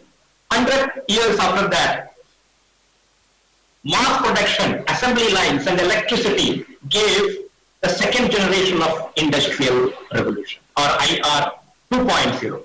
The advent of computers and internet towards the later half of the 20th century marked the Industrial Revolution 3.0. We call that the Digital Revolution. And the fourth Industrial Revolution has already started with the advent of artificial intelligence, robotics, data analytics, machine learning, etc. with regenerative intelligent systems. We call it cyber physical systems, and it is called the IR 4.0 or the Industrial Revolution 4.0. It coincides with the fifth generation of the society, or Society 5.0. So the first generation of society, as we have all studied in our school classes, the first generation of society was a hunting society. Second generation was an agrarian or a farming society. The third society was an industrial society. Fourth level of society was a digital society. And the fifth level of society that coincides with the fourth generation of industrial revolution is called the smart society. So now the education is at crossroads, with the world having to match up with the industry 4.0 standards and society 5.0 standards. So India, which was considered an underdeveloped country in the earlier days, has now come to the forefront with giving topmost advancements in IT and in educational field. So the NEP clearly outlines the education for the future to engage with students of Industry 4.0 and the Society 5.0. So with this curricular perspective in higher education, the NEP was drafted. Then it also caters to the SDG 4.0, that is the Sustainable Development Goal 4.0. Whereas it also deals with all the other 60 Sustainable Development Goals.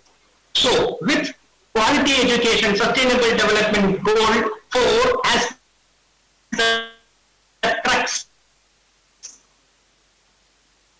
and taking into consideration all the other 16 Sustainable Development Goals, so we can clearly say that the NEP 2020 vision for the world, as we have in our motto for the G20 summit, we have given Vasudhaiva Kutumbakam. So this NEP is an asset to the world as our own family. Then the importance of Indian knowledge systems. We know that the Indian knowledge systems, we have time-tested wisdom that is there in all the systems that we have. In the Vedantic traditions, be it in the regional languages, be it in the folk literature, we have treasures of pearls of wisdom that is there. And we have to bring it in the fore and conduct research on them and integrate that with the contemporary learning systems. So this is the third major perspective that the NEP 2020 puts forward. Based on these three, the NEP has been drafted. So NEP has two parts, the school education and the higher education. So starting with the school education, so the 5+3+3+4 structure, 5 years of foundational education or the foundational stage, which includes 3 years of preschool and up to grade 2. Then 3 years of preparatory education, catering to the ages of 8 to 11 for grades 3 to 5. Then 3 years of middle stage education for the ages 11 to 14 and grades 6 to 8. And 4 years of secondary stage education for the ages 14 to 18, that is grades 9 to 12. So the NEP suggests school education from 3 years to 18 years of age, that is 15 years of school education.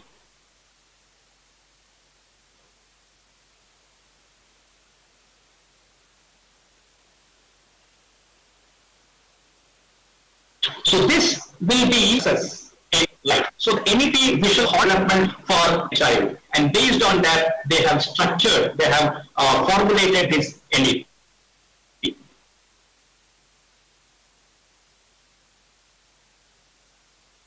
The major curriculum, as clearly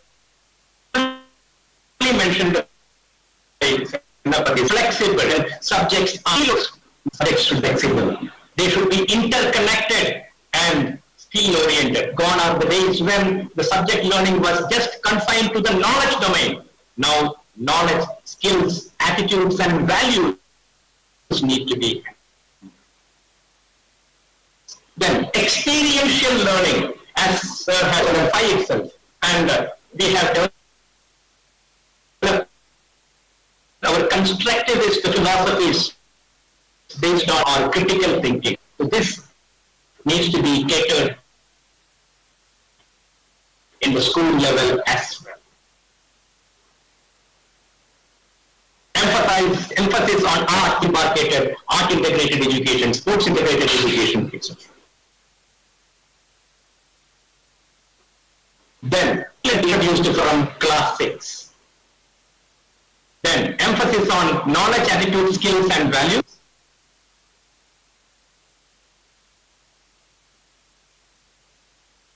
It lays a strong emphasis on foundational literacy and numeracy.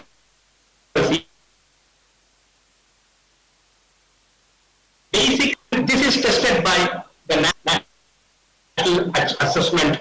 So these are the basic curriculum reforms. For all those who are sitting here and those who want to know more about this, please download the into file outlines the school education, the ideas on school education as proposed by the National Education Policy. Then it focuses on multilingualism. It aims to preserve and to promote regional languages. So it emphasizes that primary learning, especially in schools, should be in the mother tongue. It gives the importance, the psychological importance of learning in the mother tongue and regional language. Whereas it also ensures that the student should learn the national linked language as well as the world academic language, that is Hindi and English. So at least 3 languages every student should learn. So it is like an extension of the 3-language formula that has been used in the various policies that we had since independence. Now, the importance of school complex. Goal of the day student schools are silos. Now, similar schools or schools in the locality are combined. They come as a cluster and made a school complex for sharing resources, collaborative activities, and of course, professional development of teachers. School level student exchange programs, school level teacher exchange program, school level joint ventures. These all help in the development of the child and the teacher as well. Then, the important point be gender inclusivity, equity. So, Gender Inclusion Fund will be created to promote the participation of girls, transgender students, and students from the marginalized communities, especially for the science, technology, engineering, and math education. Then, it focuses on providing quality education to all students, regardless of their socio-economic background or geographic location. So, it tends to bring about inclusion in action. It is not just mentioning inclusion as a philosophical principle, but it suggests action in bringing actual inclusion in the classrooms. So it tends to address the needs of children with disabilities and disadvantaged schools and those with special needs. Then this is another important thing with regard to the school education. The establishment of the National Assessment Center, PARAK, it is already there. So PARAK is Performance Assessment, Review and Analysis of Knowledge for Holistic Development. This is to assess the students' learning achievements in a credible and reliable manner. And it is an organization created to bring different boards, school boards from various states and union territories into a unified program where the assessment for the holistic development of student is concerned. So we can have something called a national level assessment criteria. So a student from a particular school board, say an Odisha school board, can be assessed as to how much that student is there in terms of a national framework for that, a national paradigm for that. So that is the function of this PARAK. Then this is really important, shifting from rote learning to competency-based assessment and also giving importance to outcome-based learning. So the learning outcomes are defined, the learning outcomes are transacted and the learning outcomes are assessed on the basis of what competency they have achieved. So the competency is defined as a word which includes knowledge, skills, and attitudes. So competency-based assessment rather than just rote learning or knowledge-based assessment. Then, of course, teacher training and professional development. I won't go deep into it because I'm pretty sure that the next speaker will be focusing on this. So continuous professional development of teachers, CPD, is important because teachers at each stage has to be updated and upgraded on a daily basis because of the advancements in the field of knowledge, ICT, and pedagogy. So, National Professional Standards for Teacher Education, NPST, is to be established.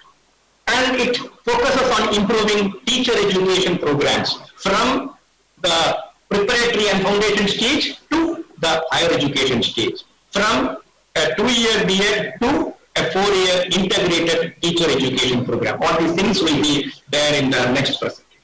So I'm not going deep into that. Then I'm coming to the NEP and higher education. So no hard separations between arts and sciences, between curricular and extracurricular activities, between vocation and academic stream. This is the highlight of higher education. So no hard separations between arts and science. Gone are the days when you study a particular subject, focus on that subject, going deep into that subject.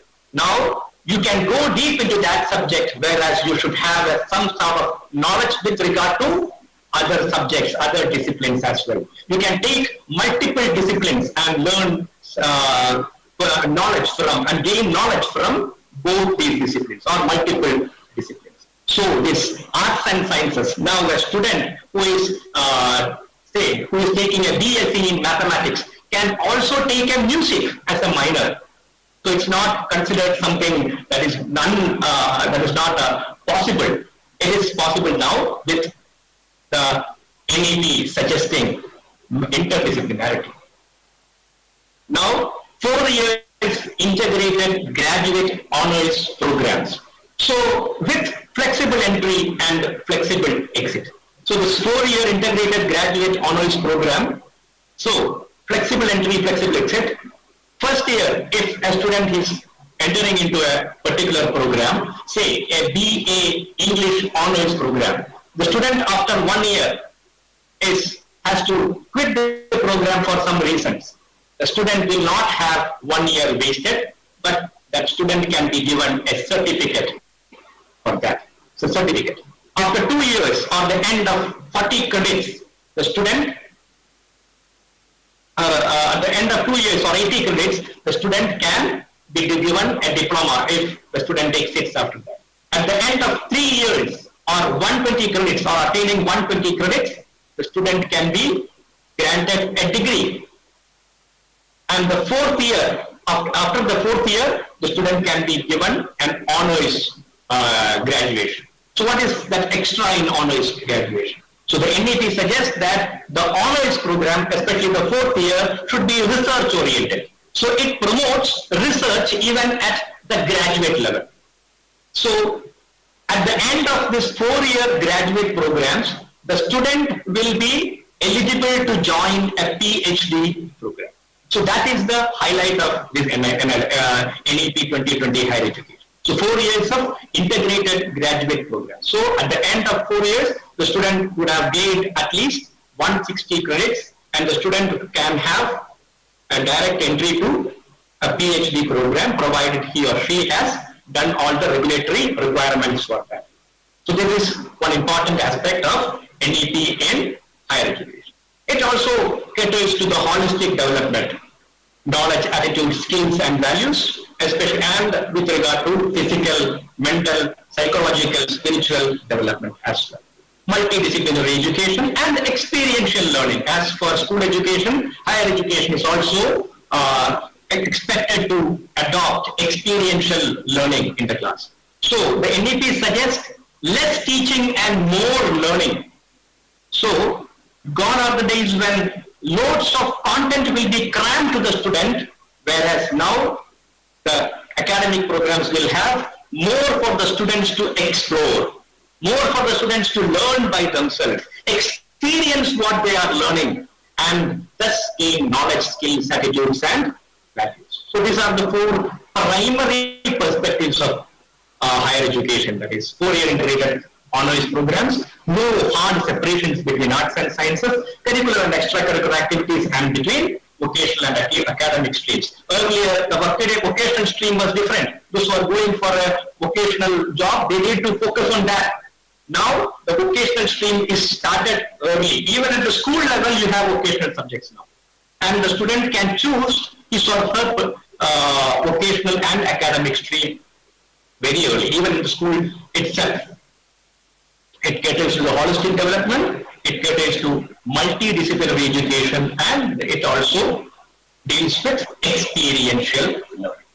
Now, transfer of credits and flexible entry and exit is made possible through the academic bank of credits.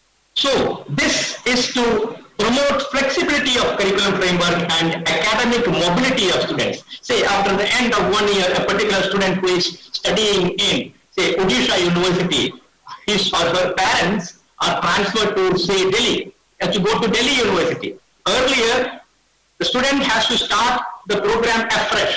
But with the establishment of academic bank of credits, what all credits that the student has gained as a part of the program for 1 year or 6 months, that will be there in the ABC of that student. And apart from that, the student can gather credits outside the program by joining Swayam courses or MOOC programs outside the Swayam portal. So these credits that they gain from external agencies can also be deposited in the academic bank of credits.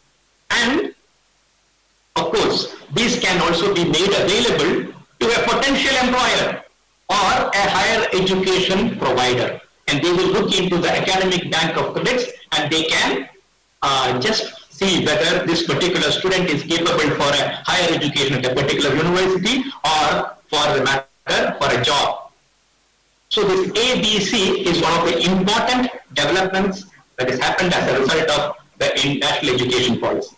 And many universities, including my university that I am working at, Chinmaya Vishwavidyapith, has ensured that all the programs are marked with academic bank of credits. So this is the way forward, and this will make the flexible entry and exit. The student can join at any year and the student can exit at any year. And all the credits that the student has achieved will be there in the ABC ID. And it will be locked with the DigiLocker also. So the students can visit abc.gov.in and they can click on My Account tab, then they can generate their ABC account. It is a window, single window for credit transfer. It can enable student mobility, it can promote transparency and bring about academic flexibility. Now, this is with regard to organization, autonomy and regulation.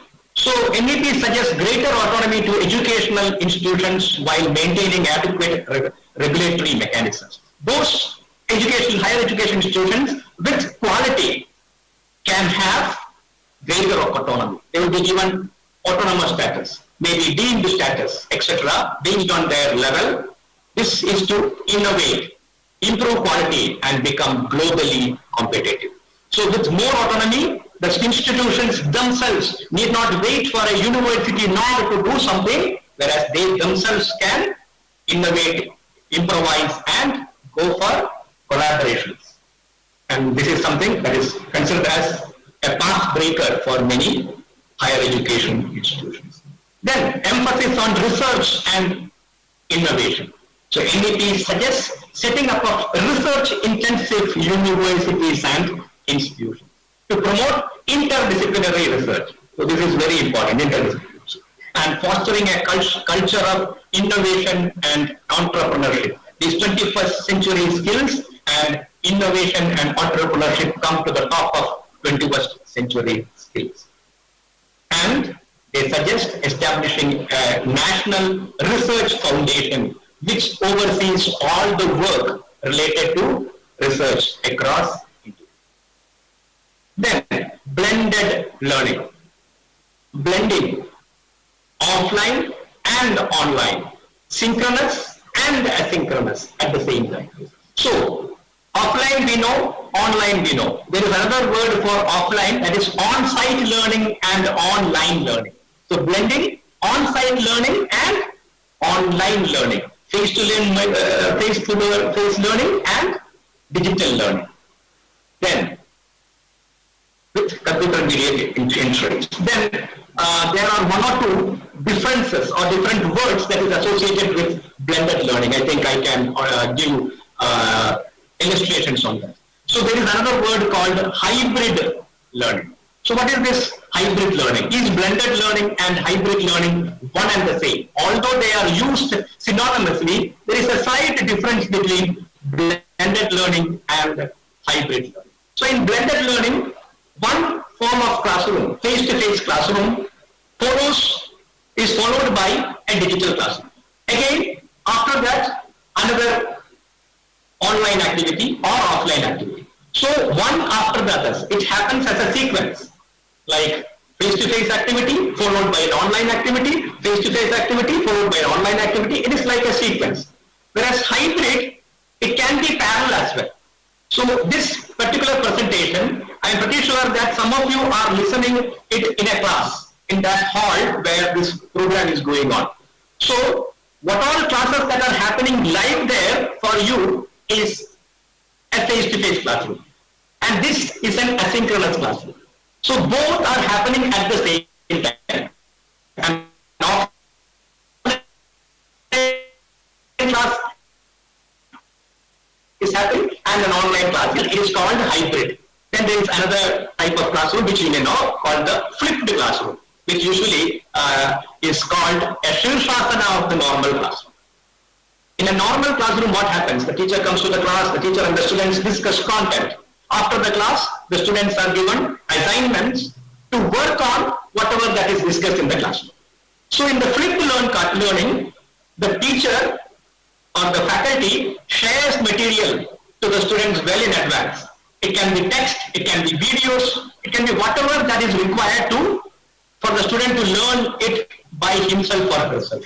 The students come to the class after learning this theoretical component. In the class, they do activities. They do what was done during the assignments. So the practical elements related to the content is learned in the class. So this is flipped learning. So blended learning, it includes the hybrid and the flipped learning as well. So this is also part of the new learning paradigm that is suggested by the National Education Policy. National Education Policy gives importance to quality assurance. It suggests establishment of a National Higher Education Regulatory Body, NHERA, to oversee the quality of higher education institutions. So it will even replace, it can even replace many of the statutory organizations that we have, like the UGC, NAC, etc. So this National Higher Education Regulatory Authority will oversee all the higher education activities across India. Then, this is one important aspect that the NEP suggests, global collaboration. Gone are the world when you are close to outside world.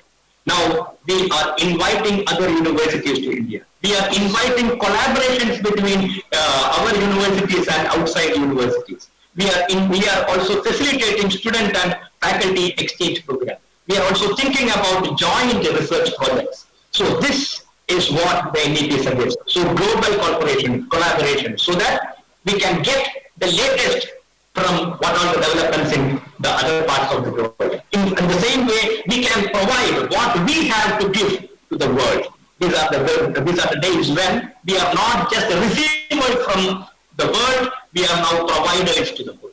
And this blended learning and flipped learning, this hybrid learning, all these paradigms make global collaboration even easier. This AI-based fourth generation industrial revolution world, the teacher has three roles of a modern teacher in an IT-based, AI-based world. There are 3 C's. One is that of a connector. A teacher has to connect with the resources, with the digital resources. Second is that as a collaborator, the teacher is not just connecting to other people and other resources, they have to collaborate with colleagues, with people even outside India, outside the university. So collaboration to get more resources. And the third C is that of a creator. A modern teacher is expected to create content, create especially technological content, e-content. So the three C's for a modern teacher are connector, collaborator, and creator. So with this, the global collaboration becomes more effective. Then regional and vernacular languages, as for the school education, it is applicable to the higher education as well. Regional languages as a minimum of instruction, also ensuring that the students are proficient in the national language and at least one international language. International language will make global collaboration easier. National language will make national collaboration easier. And regional language will make learning in a psychological and effective. Gender equity and inclusivity to address gender disparities in higher education, encouraging the participation of women and the creation of a safe and inclusive education. To summarize, this is an article that was there in the Times of India, March 5, 2020, after the draft, after the NEP policy was released. Preparing jobs, children for jobs that don't yet exist. This the NEP says. Because in an AI-driven world, 80% of the jobs that are in now won't be there after say 10 or 15 years. And the 80% of the jobs that will exist that day, it won't be here now. So the children will have to adapt and adjust to the ever-changing world to be suitable for the future. So preparing children for jobs that don't yet exist. From that, what should be done? Soft skills needs to be fostered. So what are soft skills? To discuss soft skills, we should know about hard skills. Hard skills are those technical skills that will help you to enter into a professional-based skills.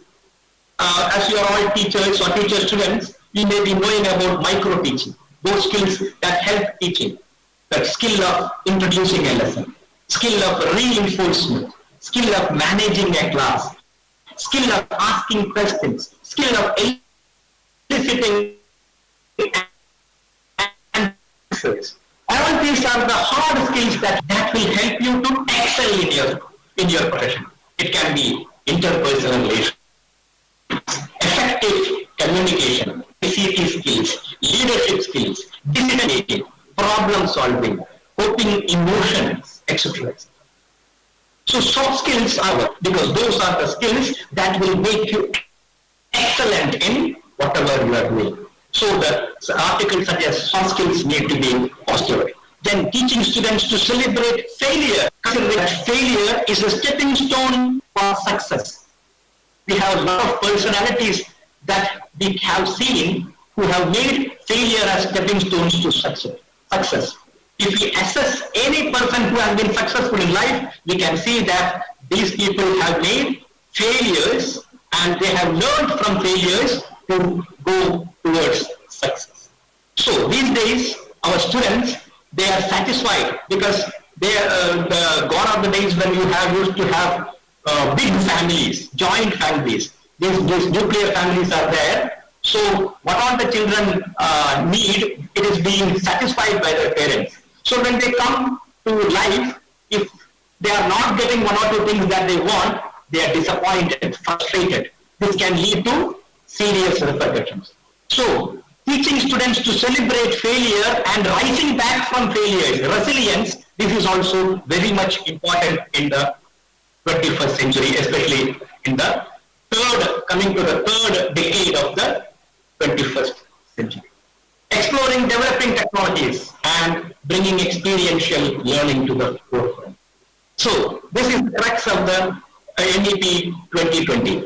So as we are all teachers, or teacher educators, or students who are going to be teachers, be equipped to lead the new generation global student capable of Industry 4.0 and Society 5.0 standards.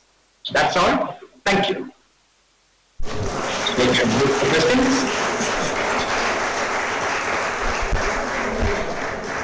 It was a pleasure listening to Dr. Dinakar. Sir, you highlighted the curricular perspectives of higher education. Also, you drew attention to sustainable development goals such as poverty eradication, health, quality education, and a strong economy. You accentuated Indian knowledge systems, that is an integration of wisdom with 21st century needs. You also talked about curriculum reforms by emphasizing arts, sports, and other co-scholastic activities. You talked about multilingualism, gender inclusivity, research and innovation, blended learning. Sir, thank you very much for sharing your expertise. It was a very organized, informative, and a beautiful presentation. Thank you, sir. Thank you. Today's second presentation is NEP 2020 and teacher education. To present this, I would like to invite Dr. M.S. Geeta, former Dean, Faculty of Education, University of Kerala. She is also the working president of SEAM. Dr. M.S. Geeta ma'am.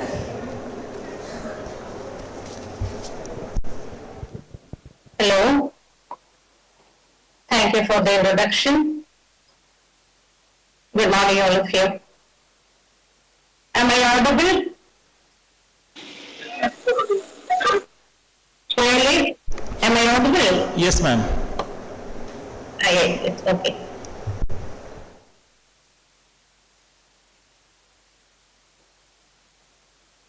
Hello? Hello? My PPTs are sharing from one of my colleagues. Okay. Shripati, please. Hello. Esteemed members who are attending this online conference, dear delegates, teaching and non-teaching faculty members of the college, dear PhD scholars and students. As Dr. Pramod has said, Professor Senapati in his keynote address has touched almost all the important components of NEP, and it includes secondary education and teacher education, on which I am going to concentrate. Anyway, all of you, it is a great honor for me to present a topic on NEP and teacher education in this conference. Are there any disturbance here?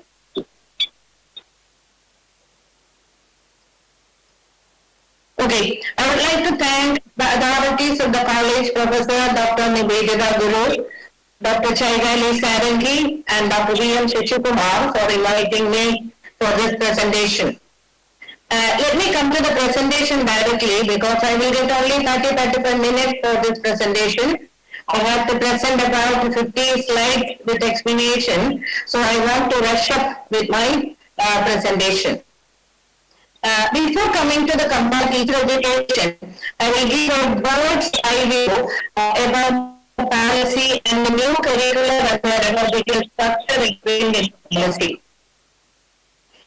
The teachers and students in the field might be familiar with the policy NEP 2020 because after a period of 34 years, India saw another policy in 2020. So everybody is eager to know about this policy and its components. Full implementation is not carried out in a very foolproof manner, even after 3 years of its release in the parliament. Through this policy, a lot of substantial changes are announced in the different levels of education, primary, secondary, higher education, teacher education, vocational education, and technical education. And many of you who are listening to my presentation might have more knowledge about this scheme than that of me. We know that the Government of India announced a long-awaited education policy on July 29, 2020 to improve access, equity and quality of education in the country. In 1968, when Indira Gandhi was the Prime Minister, one national education policy was promulgated. And another official national education policy was released in 1986 when Rajiv Gandhi was the Prime Minister, and it was modified with some amendments in 1992. And now the Union Cabinet on 29th July 2020 approved the first new education policy of the 21st century, and it is during the time of Sri Narendra Modi. And as I said, NEP 2020 is the first education policy of the 21st century, and it replaces a 34-year-old policy to become a more inclusive, holistic, comprehensive and far-sighted policy. That is to make India a knowledge hub or knowledge superpower by the end of this decade. And the Government of India announced this policy hoping that it will improve access, equity and quality of education of our country. I am not going deep into these features because Dr. Pramod, the earlier presenter, has explained all these things in a very comprehensive way. So let me come to the main features only. The policy 2020 is visionary. And what does it mean? It is thinking about or planning the future with imagination or wisdom. And it is practical also. And it is concerned with the actual doing or use rather than theory and idea. And it is progressive and developing gradually or in stages. It is comprehensive also. What does comprehensive mean? It is dealing with nearly all elements or aspects of education. So, the national policy aims to increase state expenditure on education from around 3% to 6% of the GDP. And what is the range of this policy? It ranges from early childhood to higher education. First feature is that. That is, this is one of the specialities of this policy. Early childhood education was a neglected area previously, but in this policy, early childhood education gets prime importance. And it is from professional education to vocational education, another range. And another range is it is from teacher training to professional education. And what is the new structure of the school education? As my previous presenters, as the previous members have presented, one of the key announcements of the new education policy, NEP 2020, has been the breakdown of the existing or the old 10+2 structure and introduction of 5+3+3+4 structure of school education. And the policy aims at transforming curricular and pedagogical structure from the existing 10 years plus 2 years to a more inclusive foundation to secondary stage transition. So the pedagogical structure, a curricular structure is 5+3+3+4. And that is 3 years in Anganwadi or preschool and 12 years in 12 years in school. That is a total of 15 years in school education. And what are the different stages in the school education?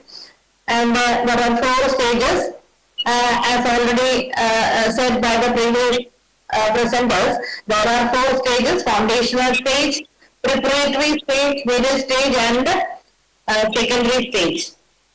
And in the foundational stage, that ranges from Anganwadi, LKG, UKG, first standard and second standard.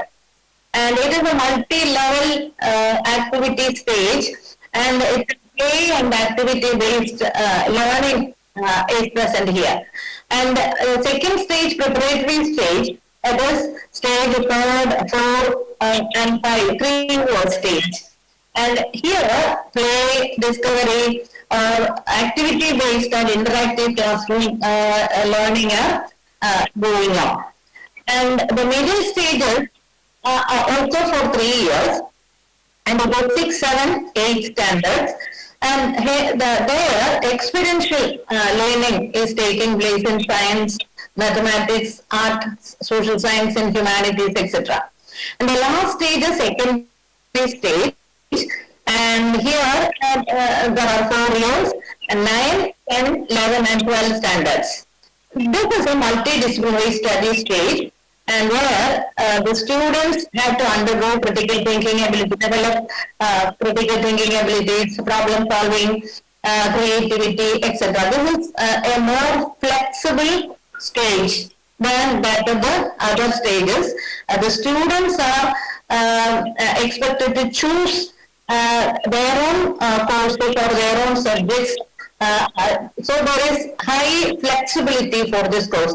A commerce student can choose science subject also, science subjects plus art subjects, or commerce subjects or business studies, business studies plus arts subjects or science subjects, etc., and art education also. So there is high flexibility in this secondary stage.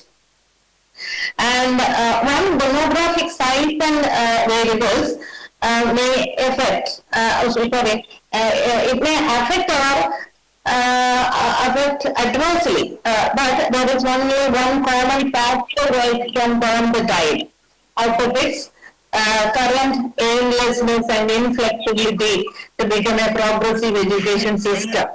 That is, that common factor is the teacher. And it is assumed that the teacher will have the capability to produce competent, creative, skilled, and ethical learners. And what was the teacher status in 1966 policy?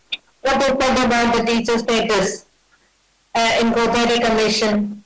The Kothari Commission framed the National Education Policy in 1966. It said that of all the factors that influence the quality of education and its contribution to national development, the quality, competence, and character of our teachers are undoubtedly the most important. So that was the significance of teacher in written in Kothari Commission report. And 50 years later, 57 years later, in 2023, the review find still holds true. And the future of our nation still lies in the hands of teachers. Okay. And what is the teacher status according to Justice J.S. Verma Committee? Have you heard of Justice J.S. Verma Commission? Even though the teachers are said to have persons with such a great status, the ground realities are very different. And when we consider the status of teachers and teacher education courses and teacher education institutions, Justice J.S. Verma Commission that was constituted in 2012 by the Supreme Court commended that the majority of standalone teacher education institutions are not even attending serious teacher education. And they are selling degrees for a price only. Essentially selling degrees for a price only. And the report also said that the teacher education sector is broken. And this broken teacher education sector is putting over 370 million children at risk. Upon inspection, source of private teacher education institutes were found to have only a foundation stone in the name of infrastructure and 99% passing rate. And the report also revealed that on an average, 85% of teachers fail to qualify the post-qualification competency test. That is, Central Teacher Eligibility Test, CTET. This reveals that the quality of standard teacher education programs are not up to the mark. And what is the reason for this situation in the teacher education system? Have you ever thought of the reasons? There are issues relating to the conditions of teachers after they are appointed in teacher education institutions. The issues range from exploitative employment conditions of teachers, and they are characterized by ad hocism and poor salaries. There are numerous ad hoc teachers with 10,000, 15,000 or 5,000 rupees salaries per month, and absenteeism of students in teacher education institutes. So many students are absent, but the teacher institute authorities have given full percentage of attendance every day. And outdated teacher knowledge and skill. The teachers are not knowledgeable and not skill oriented, and they lack professionalism and commitment also. Because why they are lacking this professionalism and commitment? Because they are not at all paid properly. There is no job satisfaction within that. So, regulatory efforts neither curb the malpractices in the system or nor enforce basic standards for quality. So there is urgent need for revitalization through radical action to raise the standards, to restore integrity, credibility, efficacy and high quality to the teacher education system. But NEP 2020 does not blame teachers for the poor learning outcomes in Indian classrooms. Instead, it warns that the dismal conditions of teacher education system and the recruitment of teachers and their payment, deployment and service conditions responsible for the lack of teacher quality and motivation, NEP 2020 says. And recognizing, so NEP wants to recognize the power of the teacher. So NEP has put in place systemic reforms that would help teaching emerge as an attractive profession of choice for best and talented young minds. And it proposes several reforms to empower teachers to restore the highest respect and status. Teachers should restore the highest respect and status to the teaching profession. And NEP 2020 hopes that it would be eventually attract the best minds and talents to choose teaching as their profession. And in order to attract young minds, the new education policy 2020 promises to bring about several sweeping reforms to update and modernize the Indian education system. And the policy envisages the teacher at the center of fundamental reforms in the education system. And the policy recognizes to re-establish teachers at all levels by empowering teachers as effectively as possible. And a teacher should become the expert in the field of different subjects. They should be experts in art integration. They should have a multidisciplinary perspective while teaching the different subjects. They know artificial intelligence. They know experience of what learning is, etc. And they have expertise in design thinking, that is to develop and refine skills to understand the rapid changes in users' environment. So design thinking and problem-based learning also. Collaborative learning, gamification, project-based learning and soft skills. The teachers should know. So a teacher should be all-rounders in every sense. How should we achieve this? In order to achieve this, teachers should have freedom and flexibility. The policy suggests full freedom for the teachers to map the curriculum by focusing on practical application-based learning. The teacher should map their curriculum.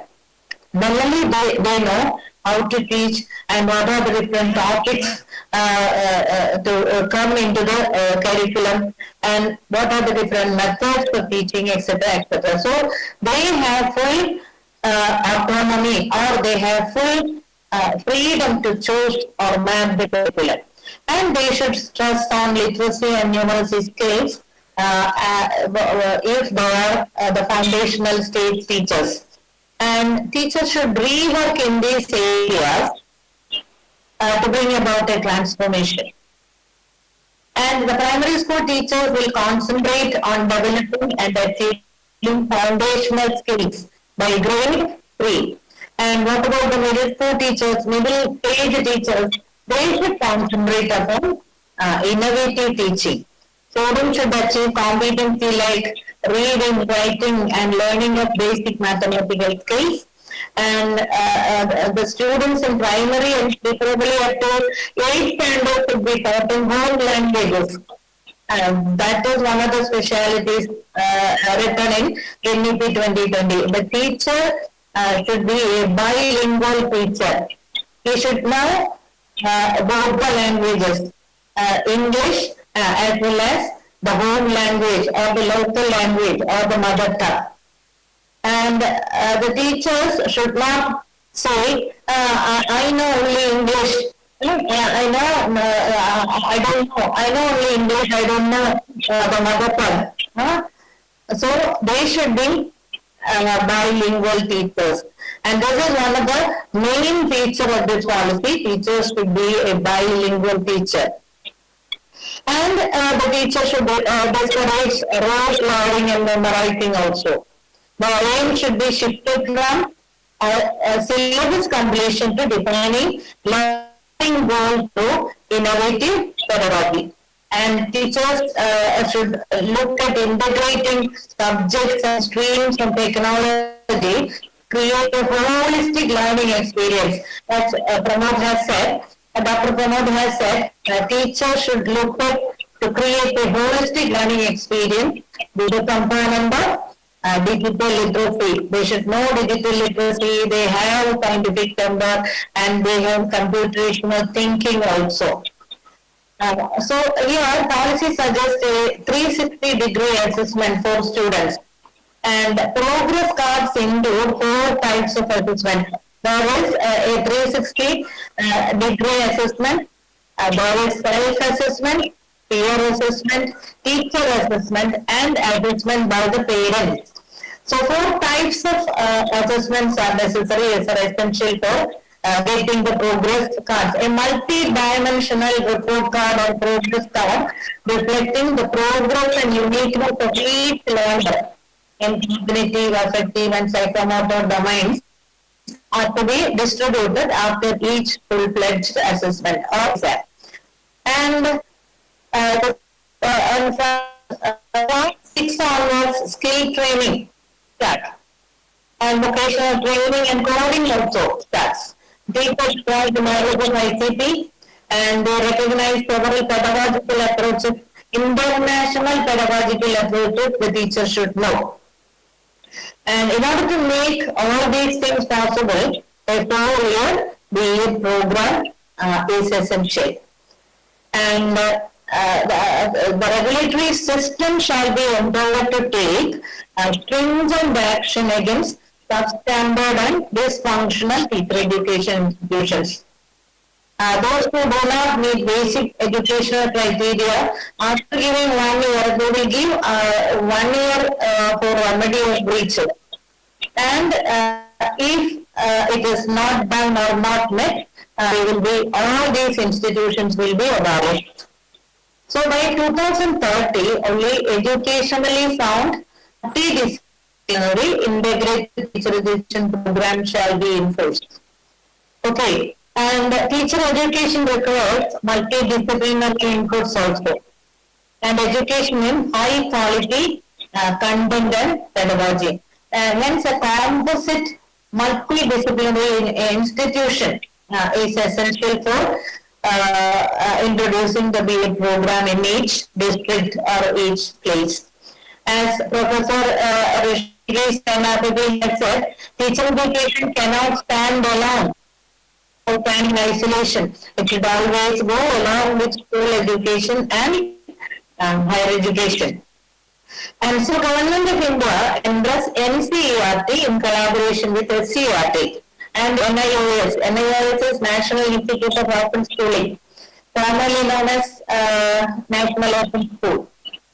They will research and document and compile the varied international pedagogical approaches for teaching different subjects.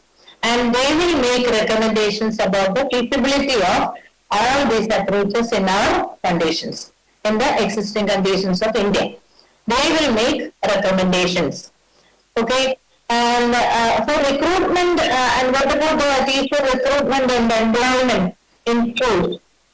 For recruitment in a private or a government school, the teacher must qualify teacher eligibility test conducted by the National Testing Agency, NTA. And NEP 2020 encourages schools to deal with the shortage of teachers by sharing teachers across campuses, especially for disciplines such as art, craft, music, and dance. The policy also recommends reaching out to local eminent persons or experts at master instructors in traditional arts. And what about the teacher eligibility test? By 2030, the minimal degree required for teaching a 4-year integrated B.Ed will be teacher eligibility test. And this test will be changed as per new school system. There are 4 stages in the school education, and the test will be revised accordingly. There may be tests for foundational school teachers, preparatory school teachers, and middle school teachers, or secondary school teachers. There will be at least 2 tests, one for secondary school teachers and primary school teachers, and foundational stage, early childhood care and education also, there may be separate tests, I think so.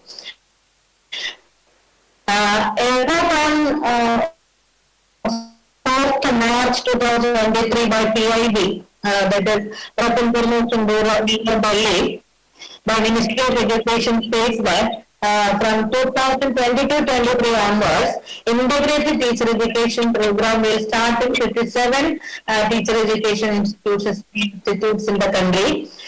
This is a flagship program by NCTE under NEP 2020. You might have heard flagship programs. For example, Swachh Bharat Abhiyan is a flagship program. SSA, Digital India, all are flagship programs. And the preliminary steps for the admission of students in central universities, IITs, are taken by the government for the last 6 months in our country. They are under process now. The course integrates BA, BSc, and BCom degrees with BA to create a dual major bachelor degree program to help candidates save 1 year for those who aspire to be teachers. And there are 3 years for, and now in the system, there are 3 years for the bachelor degree and 2 years for the B.Ed program, and a total of 5 years they will undergo for getting a B.Ed degree. Compared to the current scenario, wherein applicants must be 5 years to graduation and B.Ed before beginning their career as teachers, the ITEP offers a great advantage to the candidates. They can finish the B.Ed program in 4 years. So, and there are a few more facts about tests. Earlier, test consists of 2 components, part 1 and part 2. Now the school structure has 4 parts: foundation, preparatory, middle, and secondary, and STET to be developed accordingly. For subject teachers, suitable TET or the National Testing Agency test scores in the corresponding subject will be conducted. And the A holds exam for all subjects and the common aptitude test also to be conducted. And the private school teachers also should qualify TET, and qualified candidates in TET gives the demonstration class for an interview and show our knowledge of the local language as well as the foreign language. They know English. If they know English, they should show their knowledge in local as well as the foreign language. And as for MEP, become an integral part teacher hiring. Interviews as proficiency in teaching the local language also. And what about the teaching career and professionalism? MEP aims to set the National Professional Standards for Teachers, NPST, as the previous presenters have said. It is to determine all aspects of teacher career, management, efforts for professional development, salary hikes, and the policy defines the essential role of teachers also in under enculturation of teacher empowerment. Teachers are to be given the high. They are given the right to participate in setting school goals and policies along with the vibrant teacher committees and involving teachers in the reform and the freedom to decide what to and to teach. The teacher autonomy is recognized here. The teachers must be grounded in Indian values, languages, knowledge, and traditions, including tribal traditions. Next slide. Yes. And also being well versed in the latest advances in education pedagogy. And what do you know about multidisciplinary universities and colleges? And all multidisciplinary universities and colleges will establish education departments with cutting-edge researchers in various aspects of education to enhance the content program. In collaboration with the department, other departments such as psychology, philosophy, sociology, neuroscience, Indian languages, arts, music, history, literature, physical education, science and mathematics, etc. So, all the departments should co-opt with the Department of Education to form multidisciplinary universities. And what do you mean by cutting-edge researches? They only know the most modern stage of development of a particular work or activity. That is exciting experiments in education. Only. But they are called cutting-edge researches. Okay. And all standalone TEIs will be to convert into multidisciplinary institutions by 2030, which offer the 4-year integrated teacher education program. And what are the different options, different BA course options available? 1-year and 2-year BA options are available. 2-year BA will be for candidates having a bachelor's degree. And 1-year BA program will be offered only to those who have completed the equivalent 4-year multidisciplinary bachelor's degree. 4-year multidisciplinary bachelor's degree are also in parallel with the BA program. And after 4-year multidisciplinary bachelor's degree also, they can join BA program of 1 year. Okay. And all master's degrees who have obtained master's degree can join 1 year BA course. These candidates will be later hired as subject teachers in the area of speciality or the subject pursued under UG and PG level. Okay. And additionally, short post-BA courses, certification courses also they should undergo. That is, there are so many courses in the child psychology, certificate banking and finance, and postgraduate courses in social work, postgraduate courses in mental health, and postgraduate courses and certificate courses in digital marketing, Master of Arts or MA in Mass Communication and Journalism, and certificate courses in computer programming, and the teachers in survey, after passing out BA program, they can join the BA certification, post-BA certification courses, and that will also add credit to their self-appraisal.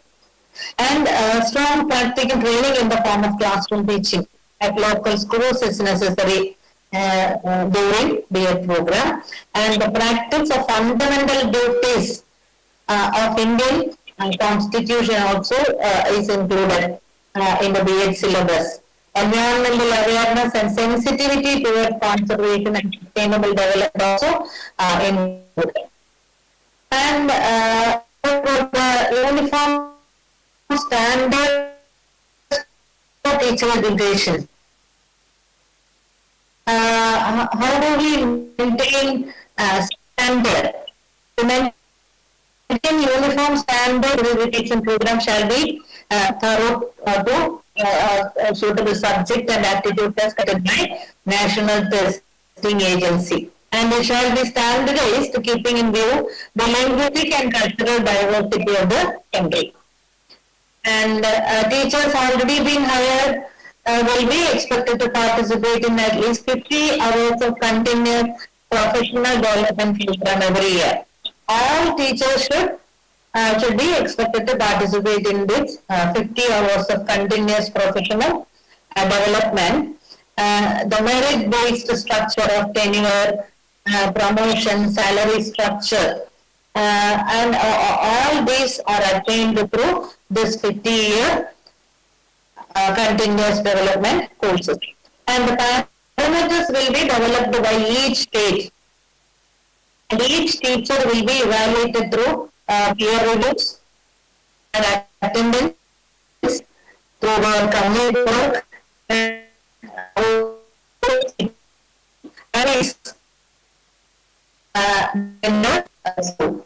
okay.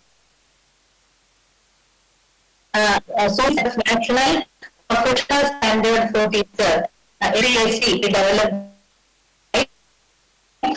by Council Education. The professional standard will be developed.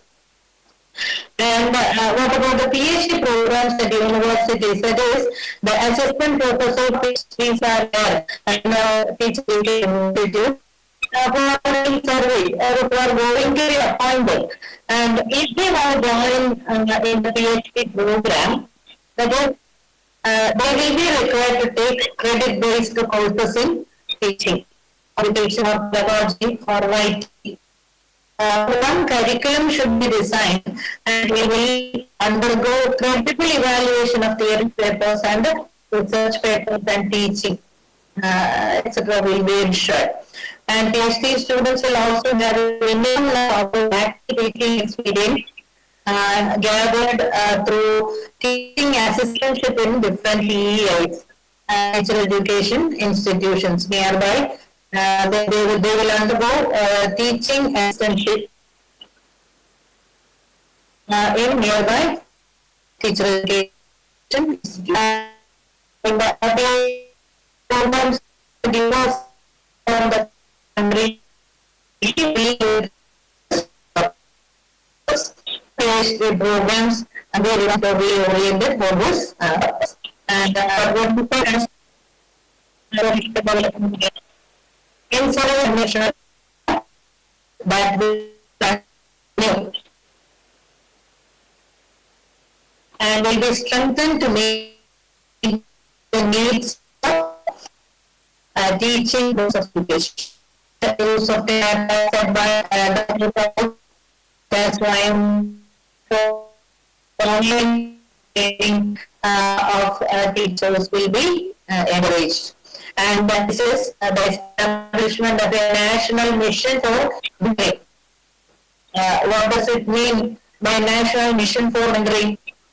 Forming a large pool of outstanding senior or retired faculty members, including those with the ability to teach Indian languages and others also, who would be willing to provide short-term to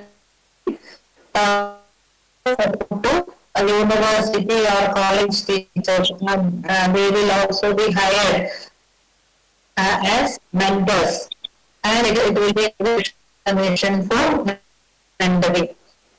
And I think I am almost completing my presentation by telling about National Curriculum Framework for Teachers. I already said by previous professors, the National Education Policy also recommends development of national framework in 4 areas. That is, one is in national curriculum that is in under school education area SC. Framework care and education, and national curriculum framework for teacher education, and national curriculum framework for adult education. So I'm stopping. I want to talk more about the details of curriculum, pedagogy, etc. and the teacher education program. What I have given is a broad idea. This particular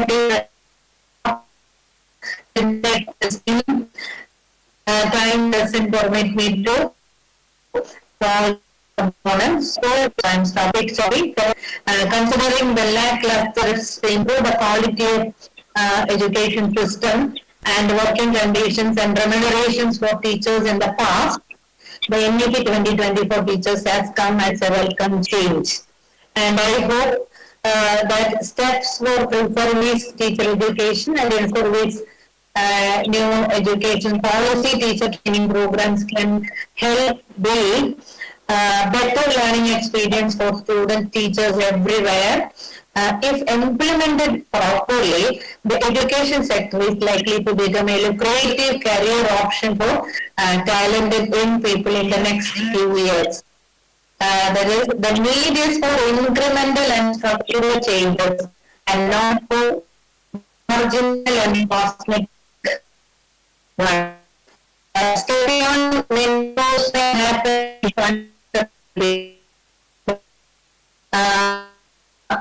once the urgent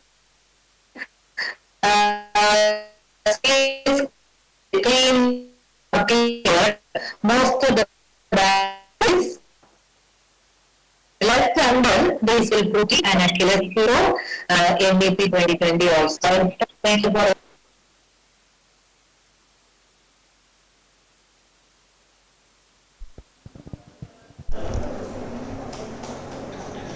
Thank you, ma'am. You highlighted why NEP 2020 is having a significant landmark on the entire education system. You threw the light on the new pedagogical and curricular structure of school education. She also put emphasis on the challenges and issues of teacher fraternity, the status of teacher. She also suggested various reforms to empower teachers. She stressed on improving access, equity, quality of education in our country, 360-degree assessment too. And lastly, she gave importance on the ITEP program. Thank you so much, ma'am. This presentation was very relevant, which I hope would be beneficial for students, scholars, and researchers. Thank you, ma'am. With this, we have come to the end of the inaugural session. The speeches, the presentations in this session have been informative, thought-provoking, and have contributed significantly to the success of this session. I would like to request Ms. Tanushree Mahanta, Assistant Professor, Radhanath IASC Cuttack, to extend vote of thanks to convey our sincere gratitude to all the speakers, presenters, and all others who are connected with this conference. Ms. Tanushree Mahanta.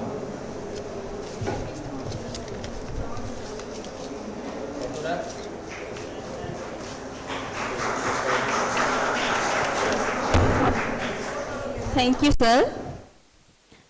So good afternoon to everyone, respected dignitaries on the dais and off the dais, all the dignitaries from all over the India who have joined with us in online mode, all the participants, my colleagues and dear students. I am feeling blessed to get this opportunity to conclude the inaugural session of today's National Conference on National Education Policy 2020 and Teacher Education.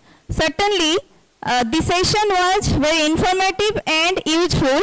We all got opportunity to gain new knowledge about National Education Policy 2020 document, which allows us to think more deeply about teacher education and NEP 2020 from many different perspectives.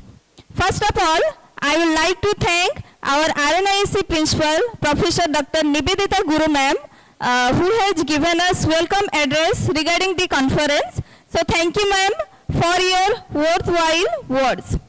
My heartfelt thanks goes to Professor Dr. Uttam Kanti Jana sir, Head of Academics, RNISC, who has briefly briefing us about today's national conference. Thank you sir for your invaluable deliberation on today's conference. I extend my most sincere thanks to Professor Dr. Rajalakshmi Das, Head Department of Research and Innovation, RNISC, for the inaugural address. Thank you, madam, for your valuable contribution and guidance. Thank you for your wonderful deliberation. I feel immeasurable gratification to thanking the President of SIM, Dr. V.M. Sasikumar sir, for addressing the audience about today's national conference, NEP 2020 and teacher education. He talks about quality teacher education program. Sir has declared Dr. Chaitali Sarangi as Secretary of CM Odisha chapter. So thank you sir for your excellent deliberation. Ladies and gentlemen, our words may not be capable of express our sense of gratitude to our distinguished keynote speaker, Professor Hrusikesh Senapati sir, former Director of NCERT, Professor of RI Bhubaneswar, for not only sparing his valuable time for us to grace this occasion, but also for sharing invaluable insights on NEP 2020. Thank you sir for enlightening us through your excellent and thought-provoking deliberation and sharing your field experience to the participants. So thank you sir. I am happy to offer sincere thanks to our conference coordinator, Dr. Pramod Dinakar sir, Head Department of Education, Chinmaya Vishwa Vidyapeeth, Deemed University, Kerala, for his excellent presentation on NEP 2020 at glance. He provided quite informative and insightful deliberation. Thank you sir for your enlightening and absolutely fascinating presentation. I would like to record my deep sense of obligation to Dr. M.S. Geeta ma'am, former Dean, Faculty of Education, University of Kerala, working President of CM, for her exceptionally good, useful and provocative presentation on NEP 2020 and teacher education. From the depth of my heart, I would like to express my sincere gratitude to our energetic and enthusiastic conference convener and Secretary of CM Odisha Chapter, Dr. Chaitali Sarangi ma'am, for actively taking interest in organizing this conference. She has devoted a lot of time and energy for making this program a successful one. Above and beyond, let's not forget our participants from all over India who have joined our program through various platforms and the teachers and students of RNIAC. I have been very much impressed and touched by the ability of the participant and students who are actively listening to all the delegates of this conference. So my heartfelt thanks goes to you also. So thank you all. Thank you.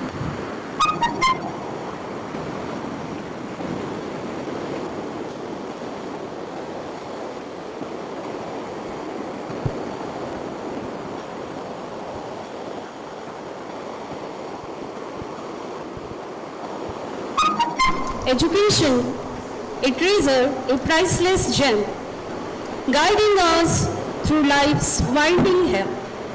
With each lesson, we spread our wings.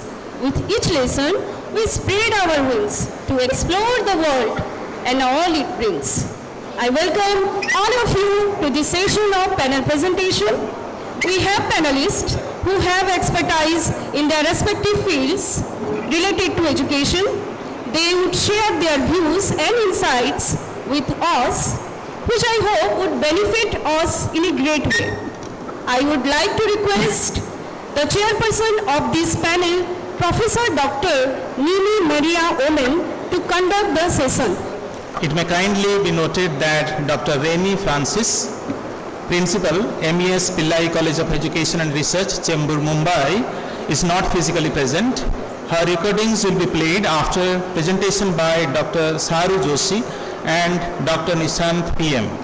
Requesting Professor Dr. Nimi Maria Omen to conduct the session. Ma'am, please. Thank you, uncles. Good afternoon to one and all.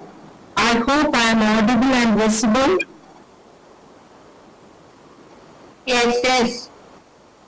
Thank you. Yes, Thank ma'am, you. you are audible. Thank you, ma'am. Thank you.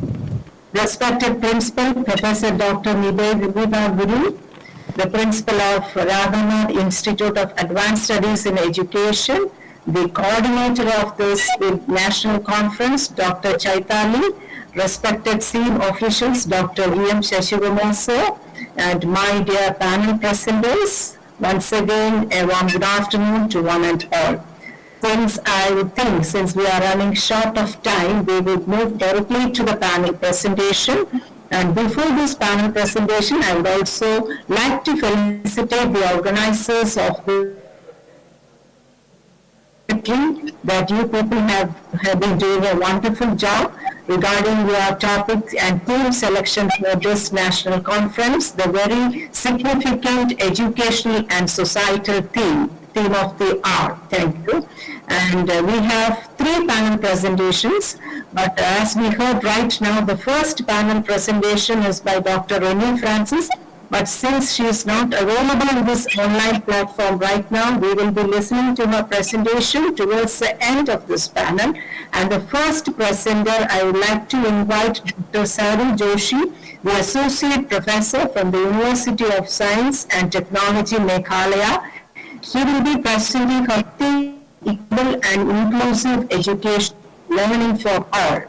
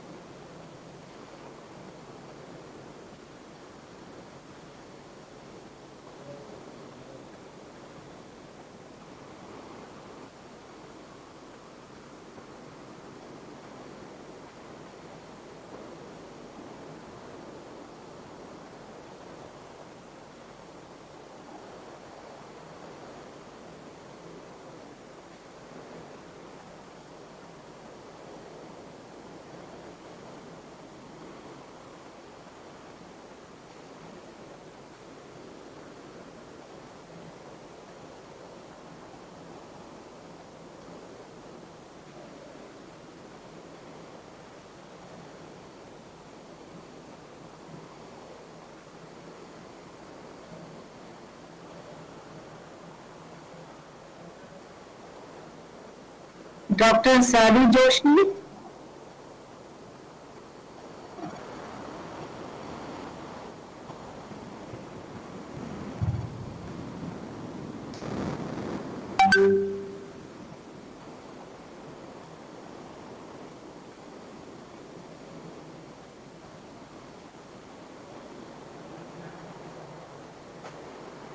Dr. Nishant, are you ready with your presentation? Yes, madam. So I think it is better that we will first move with Dr. Nishant PM, Assistant Professor, Rajiv Gandhi Central University, Arunachal Pradesh. He has the topic MEP 2020 Vocational Education and Digital Literacy for Tomorrow's Workforce. Dr. Nishant, please have your presentation. Yes.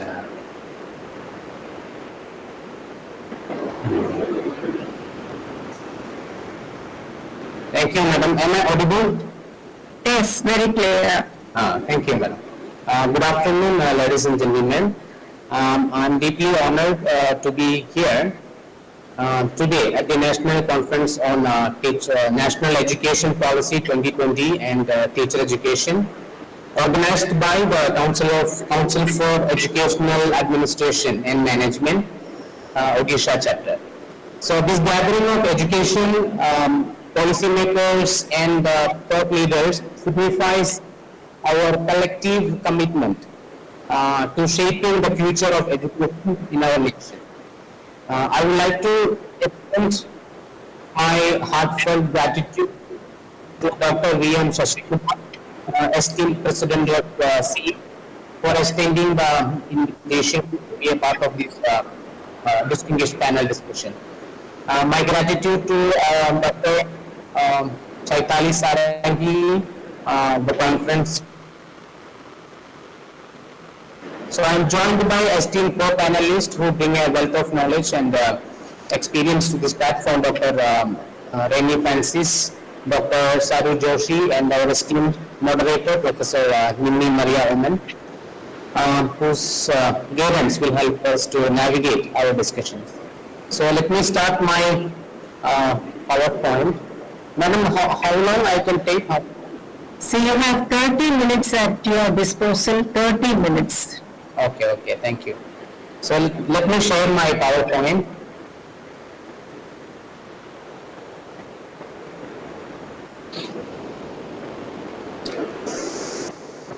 Is my PowerPoint visible? Yes, it's visible. Yes. Thank you. Thank you for response, madam. So I'm titled for this session, MEP 2020, Vocational Education and Digital Literacy for Tomorrow's Workforce. And this concept is already being discussed in this platform by Professor Hrishikesh Senapati. He was talking about the importance of the young population of India. India is also remind the younger generations longer than China and Indonesia. After these two major populated countries. India is one of the youngest nation in the world, which is more than 62% of population in the working age group between 15 to 59 years. And the most important thing is more than 54% of total population of India's most dynamic and the versatile age below 25 years of age. So this population pyramid is expected to bulge across the 15 to 59 age group in the next decades. So this this rising generation is a very important aspect of our development of our country. And the other important aspect of this population, we can call it as a demographic dividend or divide. If you take into the example of Japan, China, and South, There is also have the younger generation, more younger generations, and they have economically developed countries. So when India we also become an economically developed countries, how do we nourish the young populations? And there is no relationship between demographic dividend and automatically it does not result in economic growth. Countries need to provide good health, quality of education to the entire population. Then we can call it as the country is economically developed. So the younger population and economic development doesn't have any kind of cause and effect relationship.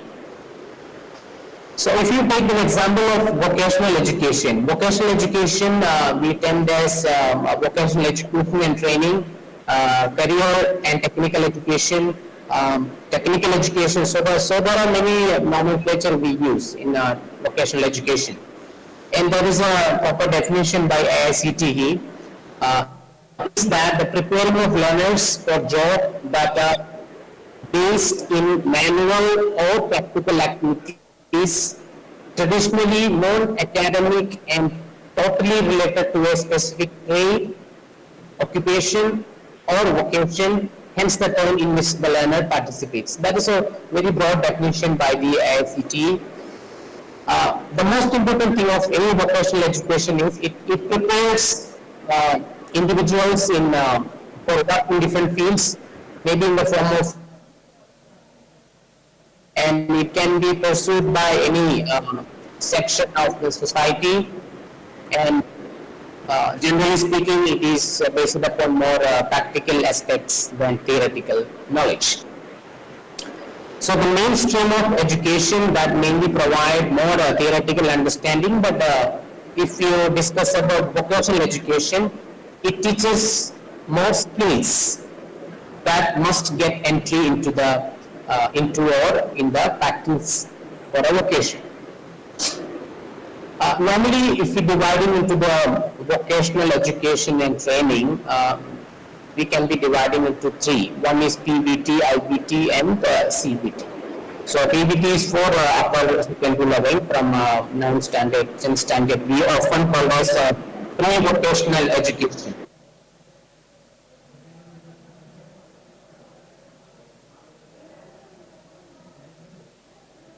From level 11 and 12 standards. And we have continuing vocational education training programs. So that is mainly focusing upon updating their knowledge and skills and acquire new skills for a career. This is a normal structure in education, vocational education in India. But in other European countries, the PVT and CBT is provided more organized manner and more organized and structured manners in both the public and private institutes. Okay. So while in comparison with the Indian vocational education, we are not in a very, we are running not in a very structured manner. I will give you one example of vocational education abroad, okay, in other countries, usually in Europe and other countries. So what they do is in the school student, they choose vocational education. For example, they choose as a job of a carpenter. So the student will be admitted to the theoretical knowledge in the first phase. In the second phase, they will go to the carpentry firm to have the first-hand experience. And there they will be trained by a supervisor or a master of craftsmen. Normally, they'll go for 2 days in a week. And for this second phase, they get paid. The student get paid for the second phase.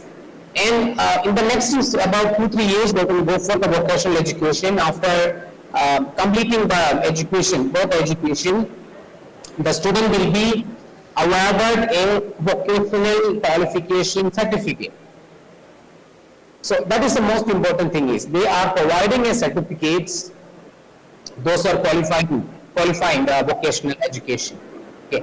So this certificate will allow them to enter into the job market. So that is the basic difference between Indian vocational education and the vocational education in abroad. So mainly we have different type of vocational education, commerce-based vocational education, engineering, health and paramedical-based vocational education, home science-based education, agriculture, hospitality, and many other vocational education includes life insurance, other information sciences. So how this vocational education emerges? So normally vocational education emerges based upon the demand of the society, what kind of job offers. Normally if we discuss about the job opportunity or identifying the vocational education, the basis of the industrial revolutions. Actually Pramod Dinagar sir has already explained about the industrial revolutions. So I don't need to explain it more, but we can see that from the industrial revolution, the beginning of using the steam power, and the second industrial revolution, we use the electrical power, and the third industrial revolution, we try to make everything digitalized, computerized. Okay, the steam engine to electricity, from digitalization, and the fourth industry we come across the smart factory, autonomous system. And people also started about discussing about the fifth industrial revolution. That will be the future, the future revolution of industry.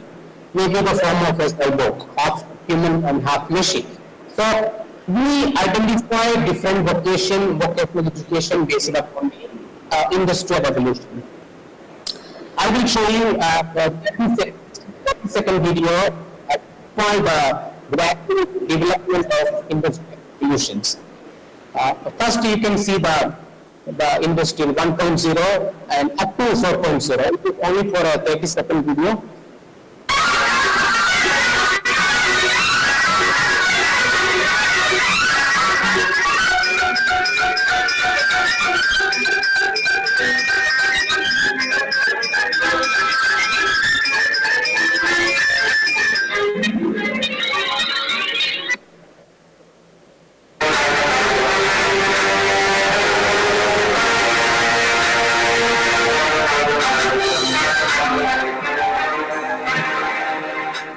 The automated system has increased the working efficiency.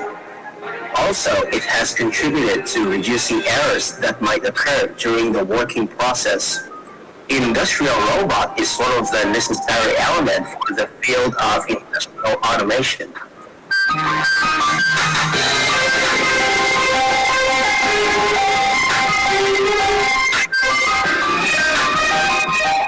Three-dimensional recognition of environment has become possible along with the implementation of various sensors, and they have played a significant role for the automation of industries. So what is the difference between these two videos? See, the first video you can see the people are the industrial revolution, the startup of industrial revolution. We're getting more job. People were getting more job for using the same kind of monotonous job. But in the fourth revolution, gradually the machine, the technology gradually replace the human workers. Okay. That's a very important aspect of replacement of human by the machines. Suppose today morning also we discussed about the importance of 21st century skills. It is discussed by the Hrishikesh Senapati, Professor Hrishikesh Senapati, and Dr. Pramod Dinagar also discussed about 21st century, the importance of 21st century.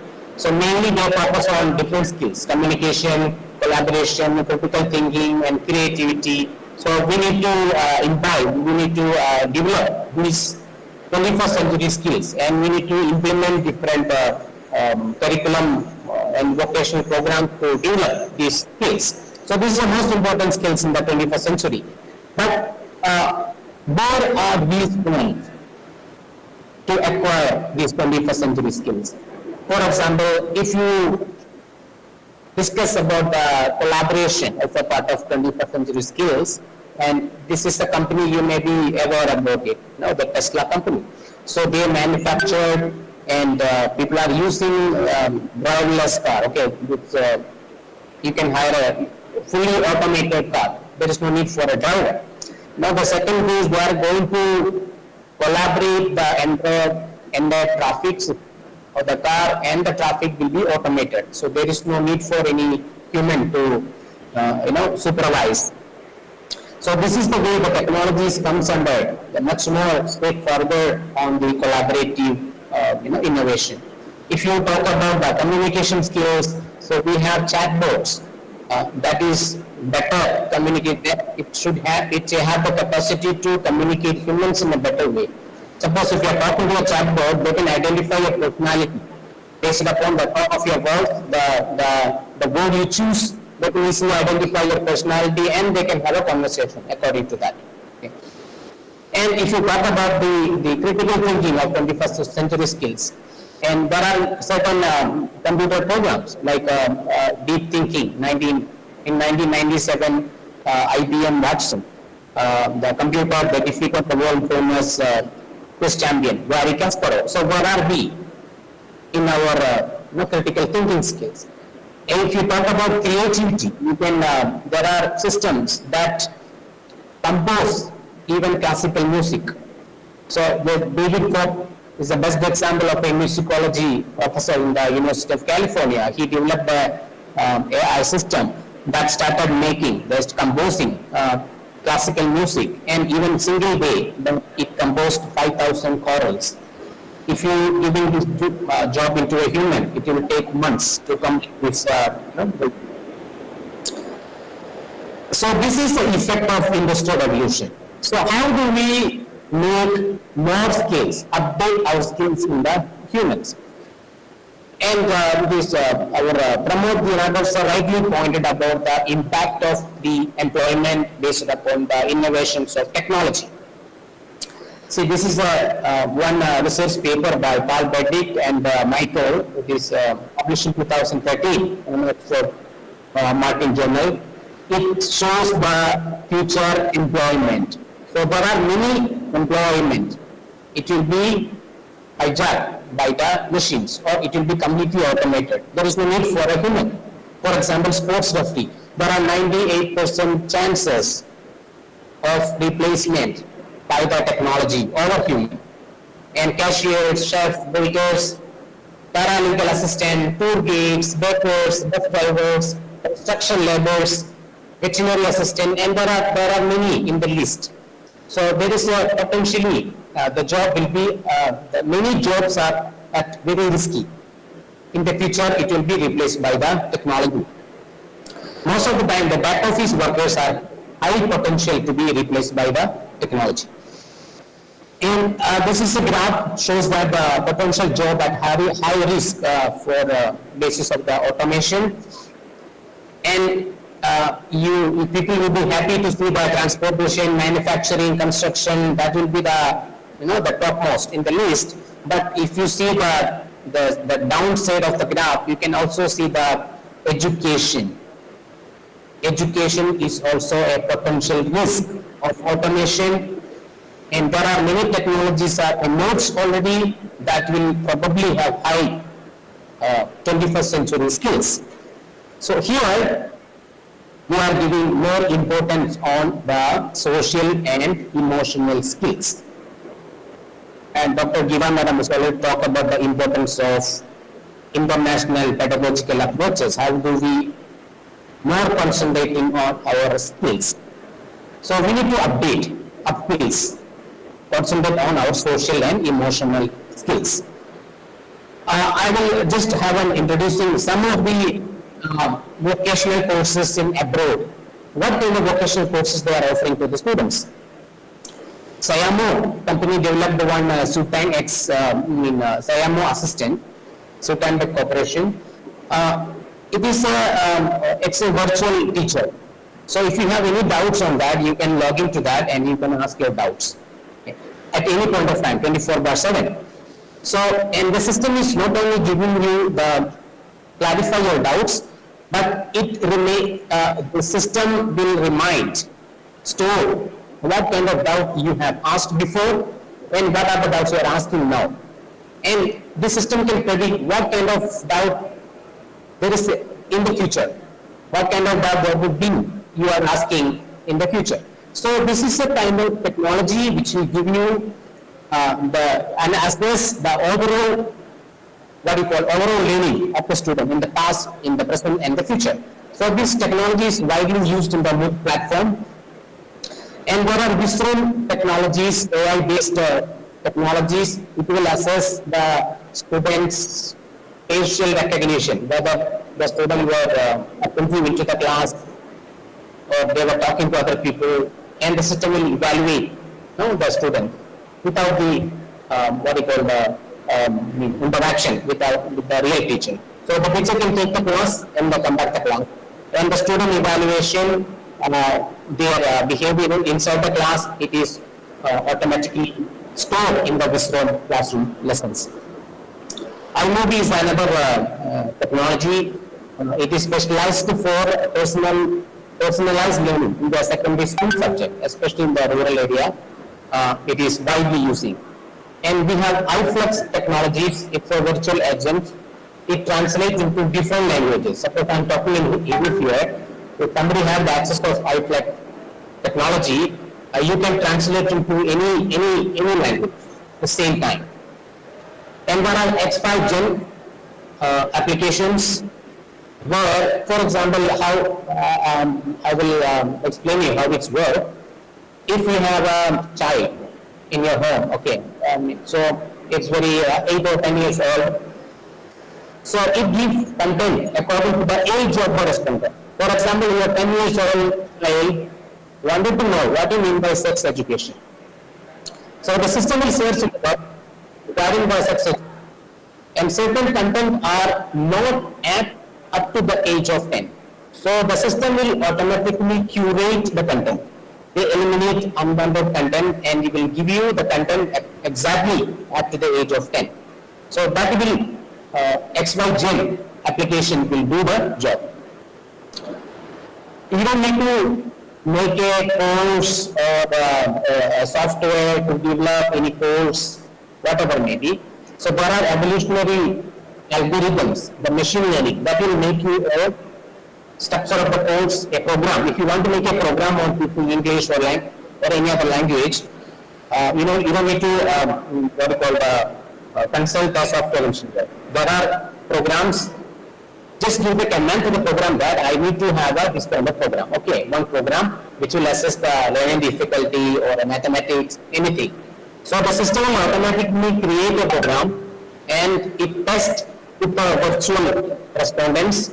It will make a virtual respondent and test the program. Again, it will come back to the result. Again, it will generate the virtual subjects. Again, it will test the program. So this cycle will continue, and at the end of the program, you will get a very refined program which you want to make. So there is no need for any supervised or software engineers overlooking to a particular program. So the system itself makes different programs. So what is the impact of this automation in the future? We are providing a lot of vocational courses.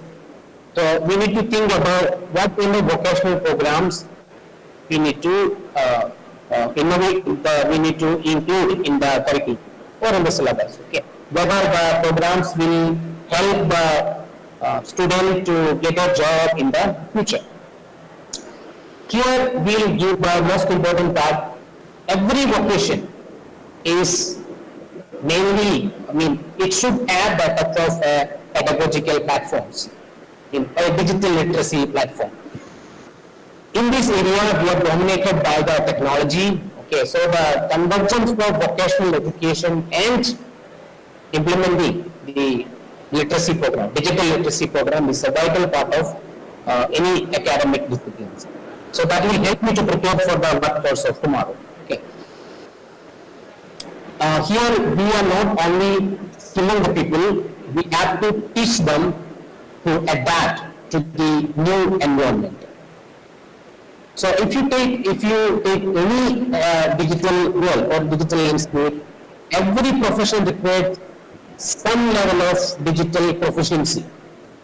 You take any profession, it needs some level of digital proficiency.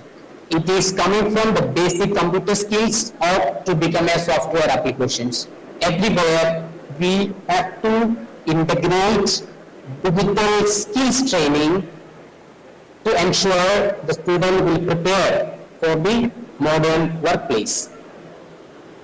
So the technological changes, adopting the technological changes is a necessity for today, learning and adapting new technologies. So we need to have vocational education program infused with the digital literacy to make sure that the graduates are equipped to embrace new technology. They should have the proper knowledge about the new technologies, so that will make them valuable asset in the rapidly evolving the new job market. And it is the digital literacy also empowers individuals to leverage technology for entrepreneurship and innovations. So all the vocational graduates we should have a strong digital skills to create their own startups or their own to develop new product and explore new innovative solutions for in the future industries.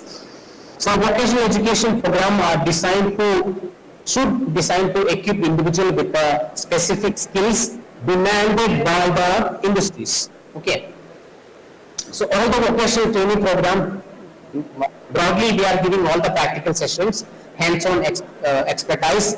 So that will ensure the student to contribute effectively in the future jobs. And the other important aspect is the flexibility and adaptability to the in the coming world. Okay, in the coming era. So the future workforce will be should give an importance on adaptable and versatile. Vocational education instills it's a kind of mindset to adapt new skills and you update or expand your skills and adapt to changing job requirements throughout your career. Okay, whenever for people think that if you get a job, that is finished, nothing else. Learning is a continuous process. And the same thing, digital skills, it's a continuous process. Every time you need to update ourselves. So that is the importance of the relation between vocational education, how will we equip our children into the real world applications. And the important thing is the workforce should have the vocational skills, specialized skills, so the individual can have a better equipped with new employment, to find employment and to adapt to the changing job markets. For concluding, I would say the vocational education and digital literacy, it's not an option. It's a necessity in today's knowledge-driven economy. So it equips individuals with the practical skills and technological knowledge how they need to succeed in a competitive job market. So we need to harness, we need to sharpen the power of digital tools in vocational training to empower the individual to not only find meaningful employment but also to contribute to innovation and economic growth of our country. So this synergistic approach, it means there is a bridging the gap between the skilling and adaptability. It's capable of meeting the changes and opportunities of the future. I remind you, Alvin Toffler, who has written a book on the future shock. In that book, he is making a narrative about the changes. The changes is like avalanche. Avalanche means it's a sudden fall of snow. You cannot predict which direction the snow goes. It's a massive fall. Sudden fall, we cannot predict the direction of the flow of the snow. So that is called avalanche. So he was telling that the future, the job market is like an avalanche. And technology is like a fluid. Even though it's an avalanche, you imagine that avalanche plus a big shake under the avalanche. So the technology is shaking the avalanche. So you cannot predict which ways it goes in the future. So the most important thing is, now we are discussing about the digital divide in the 2020. But if you are not making the vocational program connected with the digital literacy, you will be discussing about more divide, the vocational divide in the coming future. So there is the point which I am going to emphasize here is, we should bridge the gap with the vocational education and the digital knowledge or a digital literacy. So yesterday knowledge is not today. Yesterday knowledge is today history. Yesterday technology will not help, will not solve tomorrow's problem. So stay updated and stay ahead. Thank you for listening. Thank you, Dr. Nishant. That was a very good presentation on vocational education and digital literacy for tomorrow's workforce. You very clearly gave the importance of impacting vocational education in practical terms. My one single question, because of the paucity of time, I am restricting my questions. I just want to know more about it. The vocational education and digital literacy. Should we remain with digital literacy, because it is digital advancement that is happening every moment? That is one thing that I wanted to highlight. The second thing is that while we are imparting vocational education, are we at a fear that our students who are vocationally trained will go for white collar jobs, and whether there will be a shortage for that blue collar jobs?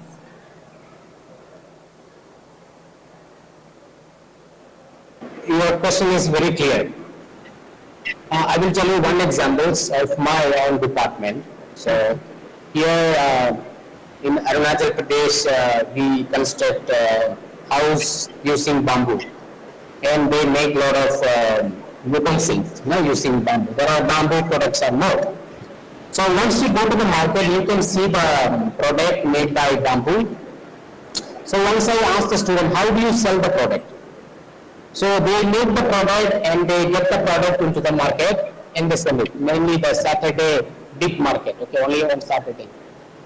So, but the products was so good, and it will, it is a time-taking process. They need to go to the forest, cutting the bamboo and dry it and making the product. So I had a discussion with the student. I said, why don't we go for e-commerce? So firstly, what they did, they made a WhatsApp group in the student, and they started posting the product in the WhatsApp, and people have started buying that. Now the products are available in Amazon and Flipkart. So vocational training program, it's not like teaching a student to how to make a basket, how to make a product from the locally available sources, but how do you market it? From that, how do you make a good economy? So that is what, so these strategies we need a digital literacy. E-commerce, it's a kind of digital knowledge, digital literacy. So I am taking from the local context into the global context. So they are making the product locally, but they can sell in a global way. Well answered, Dr. Nishant. Any questions? Any questions? Anybody wants to ask some question? Or you can put your questions in the chat box.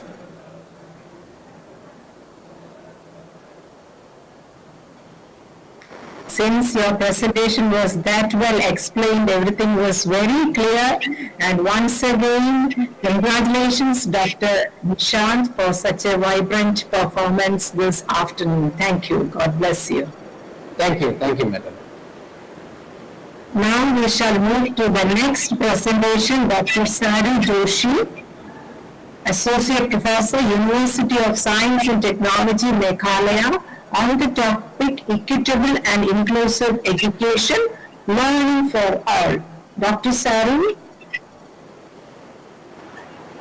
Dr. Saru, since our time has gone beyond the schedule, it would be nice that if you restrict your presentation to 20 minutes. Okay, thank you, ma'am. Thank you so much for giving me this opportunity. Before that, I would like to thank the organizer of this conference on NEP 2020 teacher education and all the dignitaries sitting on the dais. Good afternoon. So without much ado, I would like to just proceed towards my presentation. So I would like to share my slide.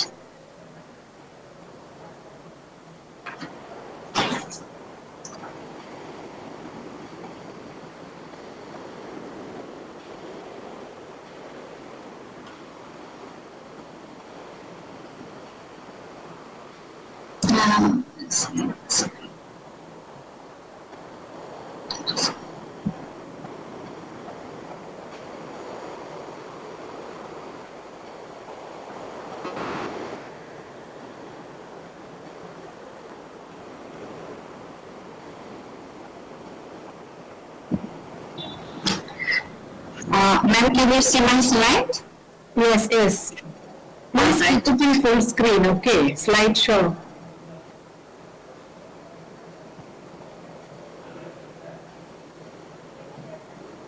Oh, what I did.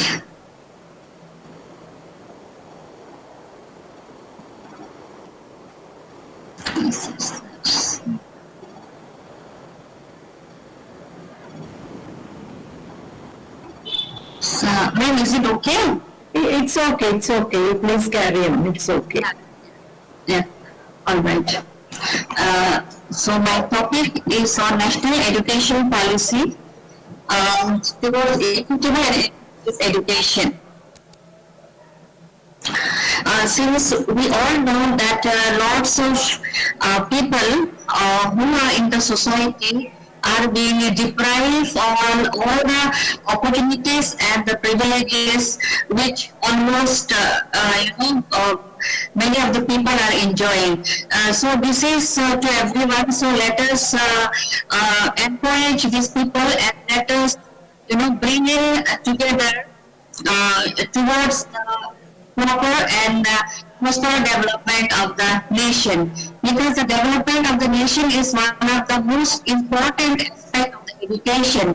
If the education fails to achieve this goal, I think there is no point of receiving education, or I would like to say the education is not reaching or accessing to each and everyone who has the equal rights and opportunity. So as we know that education is being a single greatest tool for achieving social justice and equality, but still, though we are trying to reach the goal, but we are unable to reach to that goal, and it has been very critical and very difficult to achieve the goal also, which everyone is dreaming, finding, and which they are expecting to be safe in the nations. So our education system, must aim to benefit India's children, so that no child loses the opportunities to learn and excel due to circumstances of birth or background or any other liabilities. The Indian education system and successive government policies have made steady progress towards bridging the gender and social category gaps in all levels of school education. Large disparities still remain, particularly for socio-economically disadvantaged groups, tribal communities, and sheltered tribes. As I have mentioned, still many group of people who are unable to access or enjoy the opportunities of education. The policy acknowledges the importance of intervention to promote education for children belonging to all minorities communities, and particularly those communities that are educationally underrepresented. So who are these socially educationally disadvantaged group of people? So it has been identified as per NEP 2020, the gender identities based on gender identities, based on socio-cultural identities, based on geographical identities, based on disabilities and socio-economic conditions. So based on gender identities, most of the female and the transgenders are being found to be deprived of the equality and the opportunities. When we talk about the socio-cultural identities, the people from scheduled tribes, other backward classes and minorities are being found to be deprived of education and enjoying the equality and opportunities which has been drafted in the Constitution.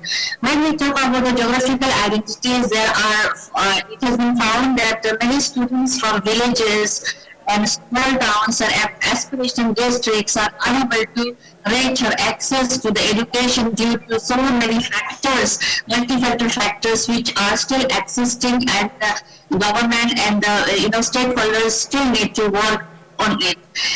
Disabilities, certain kind of learning disabilities, the students are there who are not enjoying, who are not identified, and who are not, supported to carry on with the education system. So, of special educators with cross-disability training, establishment of the resource center, barrier-free access for all children, accommodations and support mechanisms, assistive devices, appropriate technology-based tools, adequate and language-appropriate teaching learning materials, textbook with large print, really engaging with peers. So these are the provisions were made in the NEP 2020 for the equitable and inclusive education. And along with that, sign language has been given most important, where NIOS will support in developing high-quality modules to teach Indian Sign Language. Also teach other basic subjects using sign language. Further, adequate attention was paid for the safety and security of the children, especially the girl children. As per revised PWD Act 2016, children with benchmark disabilities will have choices over the regular schools of special schools. Home-based education for the children with severe disabilities will be provided. Identification of specific learning disabilities in the classroom by the teachers and plan for their modification. Provide rigorous support to the children with special needs. Flexible curriculum to leverage each children's strength will be provided. With regards to assessment and certification agencies, including the National Aggregation Center, PARAC will formulate guidelines recommend appropriate tools for the conducting such assessment from the foundation stage to higher education in order to ensure equitable access and opportunities for all students with learning disabilities. Besides this, the awareness and knowledge of teaching the children with specific disabilities will be integral part of the teacher education program as per NEP 2020. Though all the policies and measures are absolutely critical to attaining full inclusion and equitable for sustainable socially education disadvantaged groups, but it's not sufficient. They also require change in school culture. All the participants in the school education system, including teachers, principals, administrators, counselors, and students, are to take part actively to bring changes in the system of education. The sensitization and the awareness to the requirements of all students, the notions of the inclusion and equity, connect, dignity and privacy of all persons is optimal. So respecting diversity is one of the most important aspects when we talk about the equitable and the inclusive education. Inclusion and equity will become a key aspect of teacher education. Efforts will be made to recruit more teachers, high quality and leaders in order to make specially education disadvantaged groups to bring in excellent role models for all the students. Students will be sensitized through this new school culture brought in by teachers and counselors, as well as through corresponding changes to bring an inclusive classroom. The school curriculum will include the material human values, respect for all the persons, empathy, tolerance, human rights, gender equality, non-violence, global citizenship, inclusion, and equity will be part of curriculum for the equitable and inclusive society. Respecting diversity, it also includes more detailed knowledge of various cultures, religions, languages, gender identities, etc. in order to sensitize and develop respect for diversity. Any biases and stereotypes in school curriculum will be removed and more material will be included that is relevant with the relatable to the communities. So with this, I would like to conclude my presentation here. Thank you very much. I hope, Madam, I have been able to complete within the stipulated time which has been allotted to me. Yes, ma'am, sure. Dr. Sarah, well presented about this equitable and inclusive education as stipulated in the National Education Policy. The concept of what all measures we ought to give with respect to equity and inclusiveness. So your presentation was very clear and the slides were also self-explanatory. Just want to, out of my curiosity, I'm just asking you one question. Can you cite any personal example that is from your side regarding the inclusive classroom, which you have experience or from your friends and colleagues? Any inclusive classroom examples? Ma'am, so far as far as my experience is concerned, we have not come across the inclusive type of classroom practically. But when we talk on the theoretical basis, I think diversity which would be finding in the classroom will be the most challenging aspect for the teachers. And I think our policies have to work on making the challenges of the diversity of the inclusiveness which will be identified later on when we are really in the phase or age of implementing inclusive education. Yes, sure, because the practical component of inclusiveness is more important than the theoretical aspect.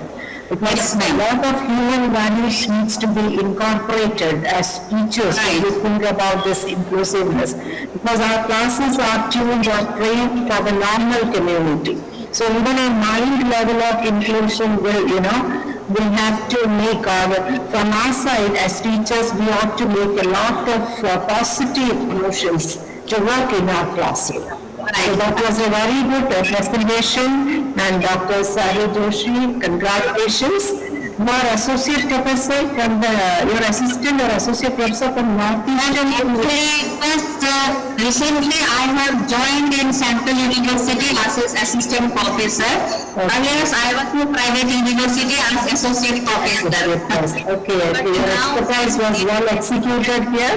Congratulations and God bless you. Thank you so much. Thank you, sir. We had altogether, there were 3 panel presentations assigned during this session, but one session is, I think we have only received the audio, and the organizers will be uploading the audio of that Dr. Rennie Francis presentation via YouTube. So we will now, for the time being, we will close this panel presentations, and I thank the organizers for giving me such a great opportunity to moderate this session. Once again, congratulations to Dr. Nishan, Dr. Saru. Thank you so much. Thank you, ma'am. Thank you so much. Thank you so much. We have come to the end of panel presentation. As ma'am said, it may kindly be noted that recordings of Dr. Rennie Francis, Principal MES Pillai College of Education and Research, Chembur, Mumbai, has already been uploaded on YouTube. You can watch her on our YouTube channel. I am thankful to all the panelists for their contribution, which has greatly enriched us. Dr. Nishant PM, sir, you told about vocational education in India and abroad, 5 industrial revolutions and their impact, 21st century skills, need and importance of vocational education and its alignment with industry needs, future of employment, bridging of the gap between vocational education and digital literacy. Thank you, sir.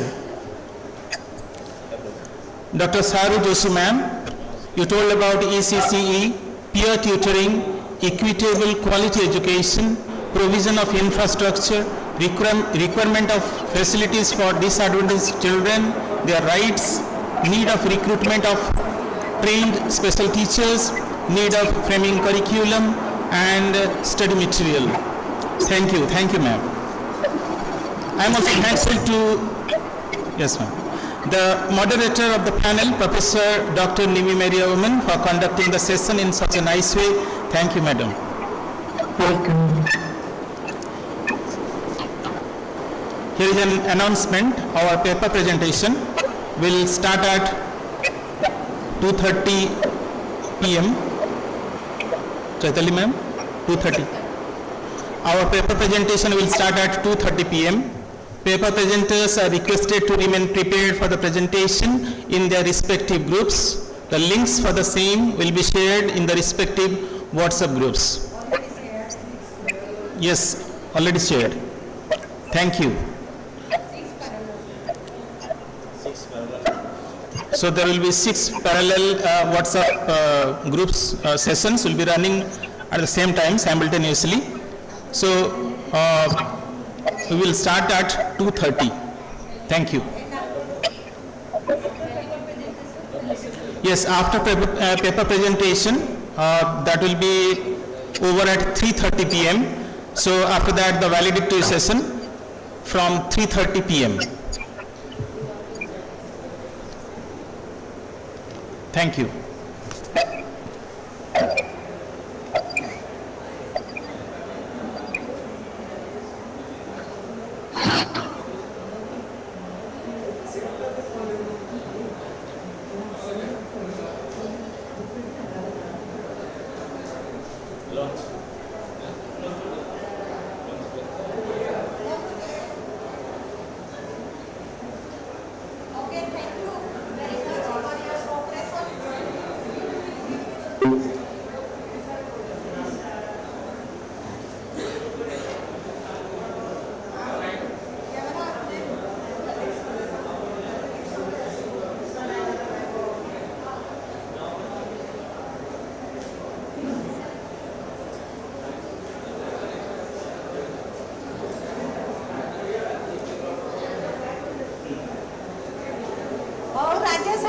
Thank you.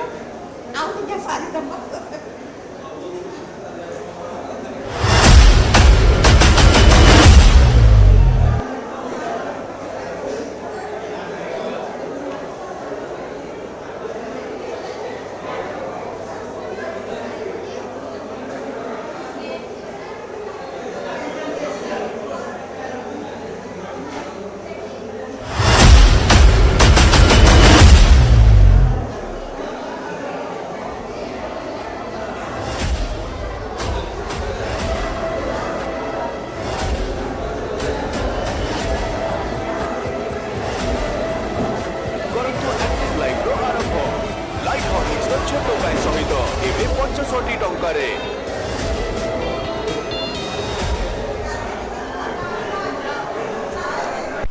Holiday planning मतलब किसी movie जितना drama. तभी तो I book on Aguada. 16 crore app downloads, 29 lakh hotels और home stage, कमाल के prices. Aguada try करो। Students please हमारा 3:30 वैलिडिटी सेशन आरंभ हो, तेणु समस्ते तार 10 मिनिट पूर्व आसिक ये पहुँची जाए। 3:20 सुधा सबू छात्र छात्री ये आसी पहुँची जाए।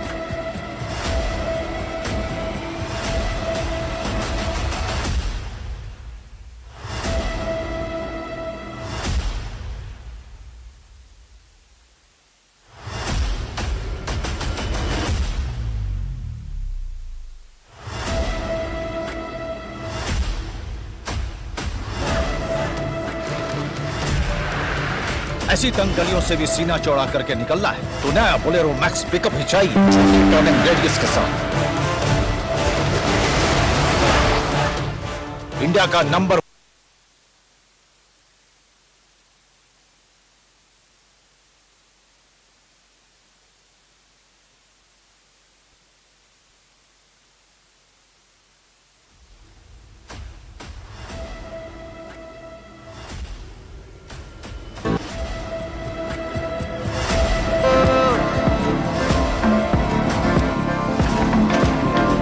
मिटा दे या बना दे, मैं तुझको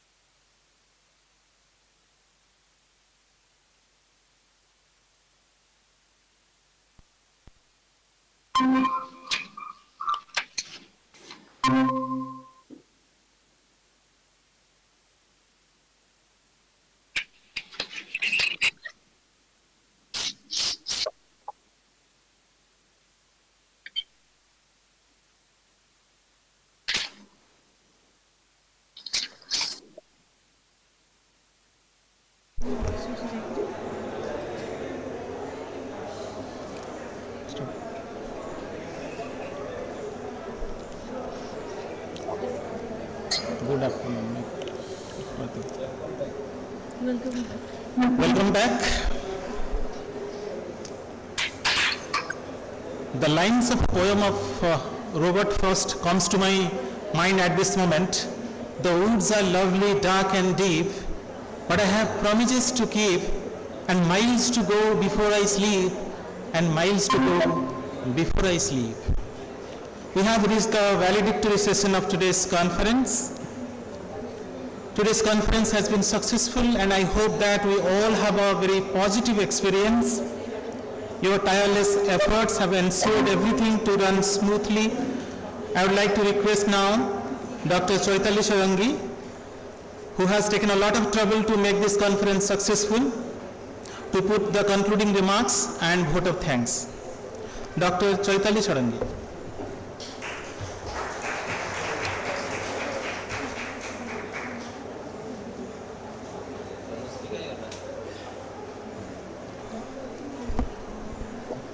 सर्वे सन्तु निरामया, सर्वे सन्तु सुखिनः, सर्वे भद्राणि पश्यन्तु, मा कश्चित् दुःखभाग् भवेत्. All the dignitaries on the dais, off the dais, delegates, resource persons, chairpersons, paper presenters, the team RNIAC, the team SEAM, and all the teaching, non-teaching, technical staffs, and each and every individual present over here.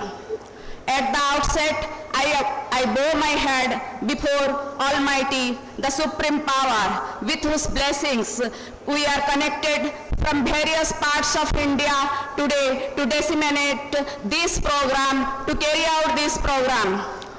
1 month before, when we started for this program, we have no connectivity, but suddenly we get connected to the people from each corner of India, and I hope we all are connected by blessings of God only.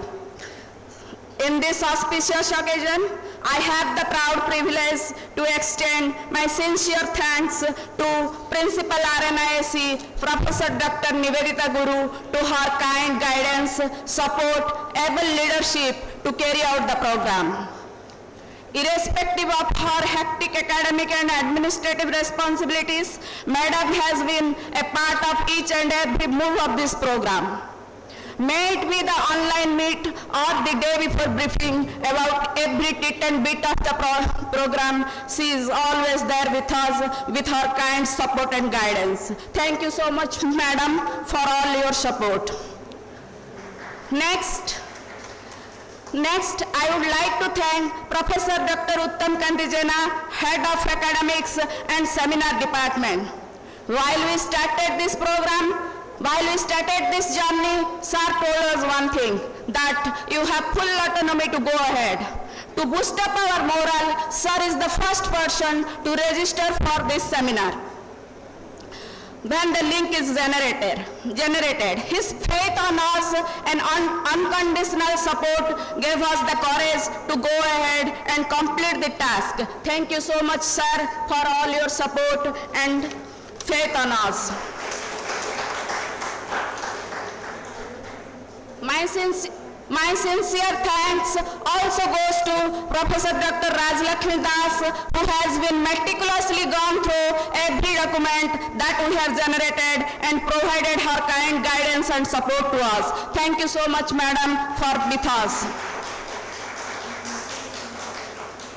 Next, I have the proud privilege to extend my gratitude to the man behind this success story, and he is none other than Dr. V. Sasikumaran, founder president of CEM. He is like a Aladdin ka chirag for all of us. Why I am saying this is, whenever we are having any problem, just the problem put before him, instantly he has provided solution to us. And that's the reason why within this 1 month of connectivity, we could able to carry out a national conference of success of this standard successfully. Thank you so much, sir, for your kind guidance, cooperation, and help. Next, I have the honor to extend my hearty thanks and gratitude to today's keynote speaker, Professor Dr. Rishikesh Senapati, former Director NCERT, and Professor R.I. Bhuneshwar. We are proud of you, sir. You are son of this soil. We had the courage to take initiative for this program when we received a positive signal from sir to join this program as a keynote speaker. Sir is a warrior in the field of education with a motive to implement NEP 2020. Sir reaches every corner of India with a motive to implement NEP 2020. He addresses not only higher education institutions, also he visited to the school children. So this act of sir is an inspiration for all of us. It is not only to deal with the higher education institutions, but to implement, we have to come to the ground reality. Sir, your deliberation is like your listening NEP 2020 from you is like listening Veda from Brahma. Thank you so much, sir, for being with us and providing the knowledge to us.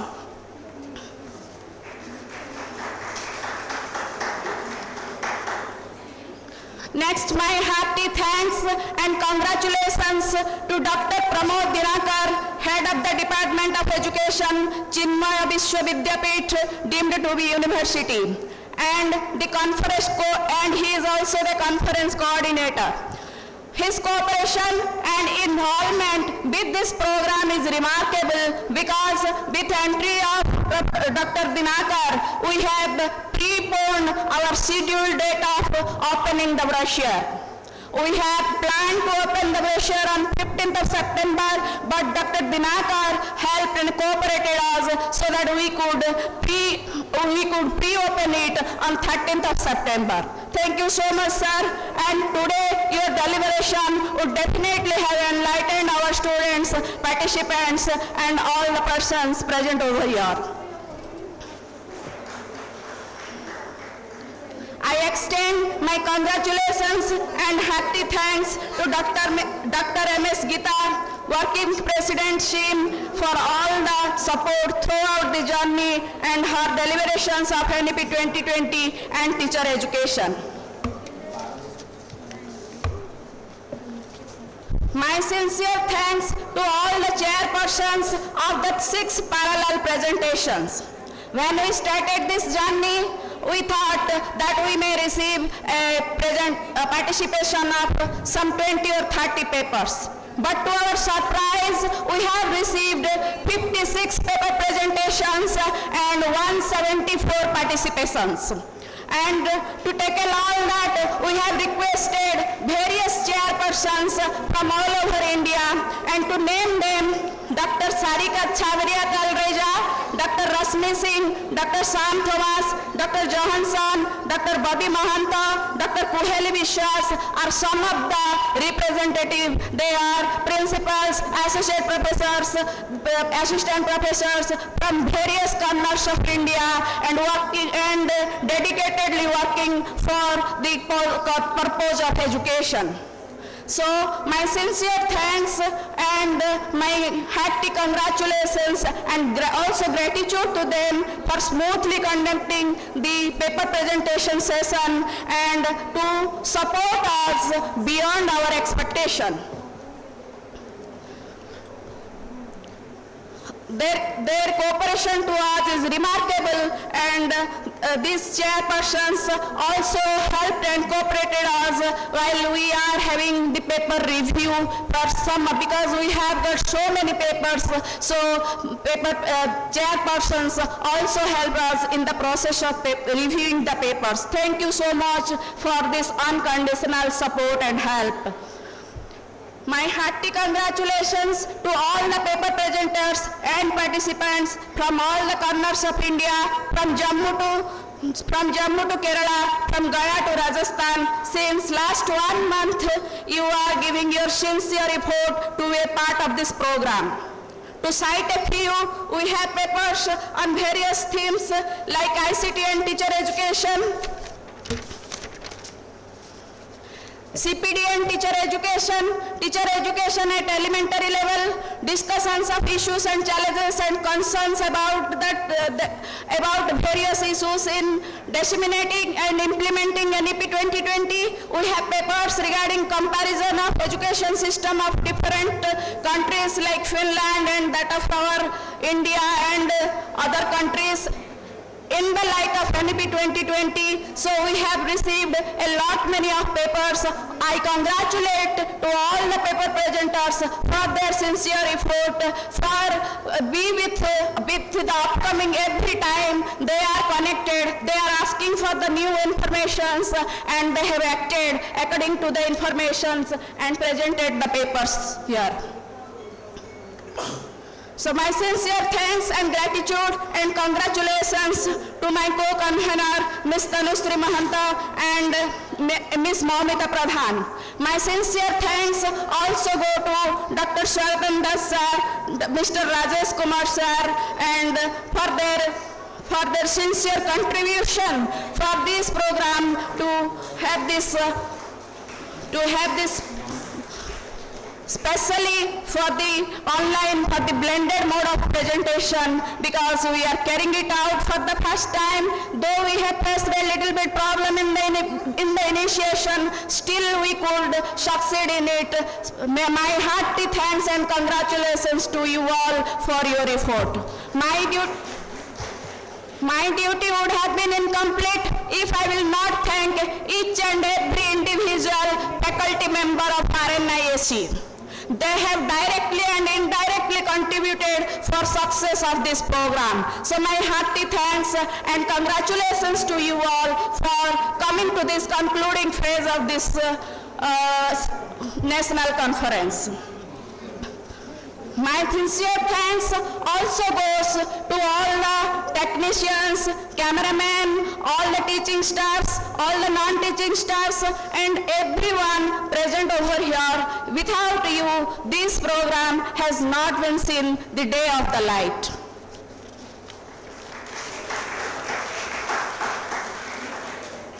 Finally, I congratulate and bless all my students who have been here. They are contributing in various ways, starting from decorating the pandal to organizing the meeting, and while asking for every tit and bit it, there are so many issues and challenges when we organize a program. They have been here day and night to contribute, and I hope definitely by organizing this program, you would have gained a lot. You would have gained in terms of experience. You would have gained in terms of knowledge. We are here for disseminating knowledge and eradicating our ignorance. I hope you all would have been benefited from this. I congratulate you. I thank you all for being part of this program. This program is for you, and this program is by you. So thanking you all, now I take the permission to leave the stage, and finally I owe my gratitude to all of you.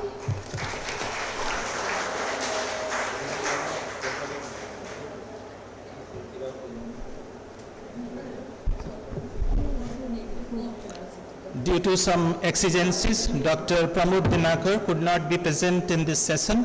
He has sent his best wishes to all the participants. In my beginning is my end, in my end is my beginning. With this, today's conference comes to an end. And let this end be a new beginning. Best wishes to all of you. Thank you. Thank you.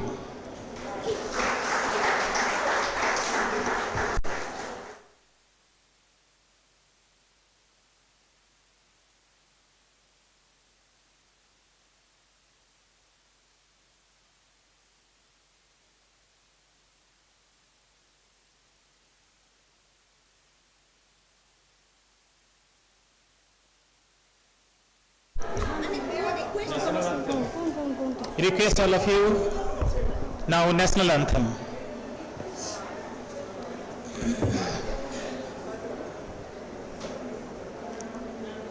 One, two, three, start. Start. 1, 2, 3, start. Start. Live.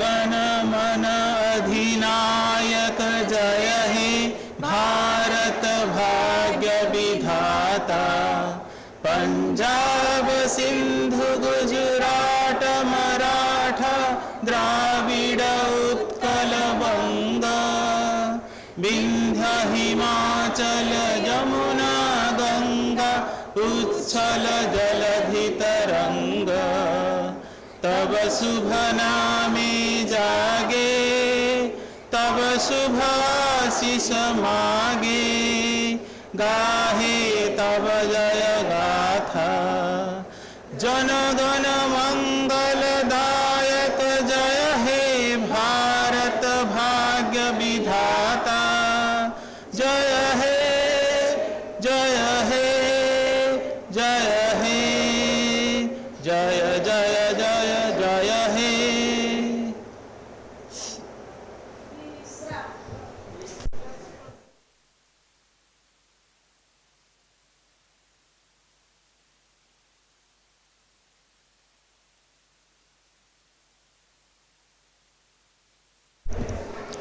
Thank you all.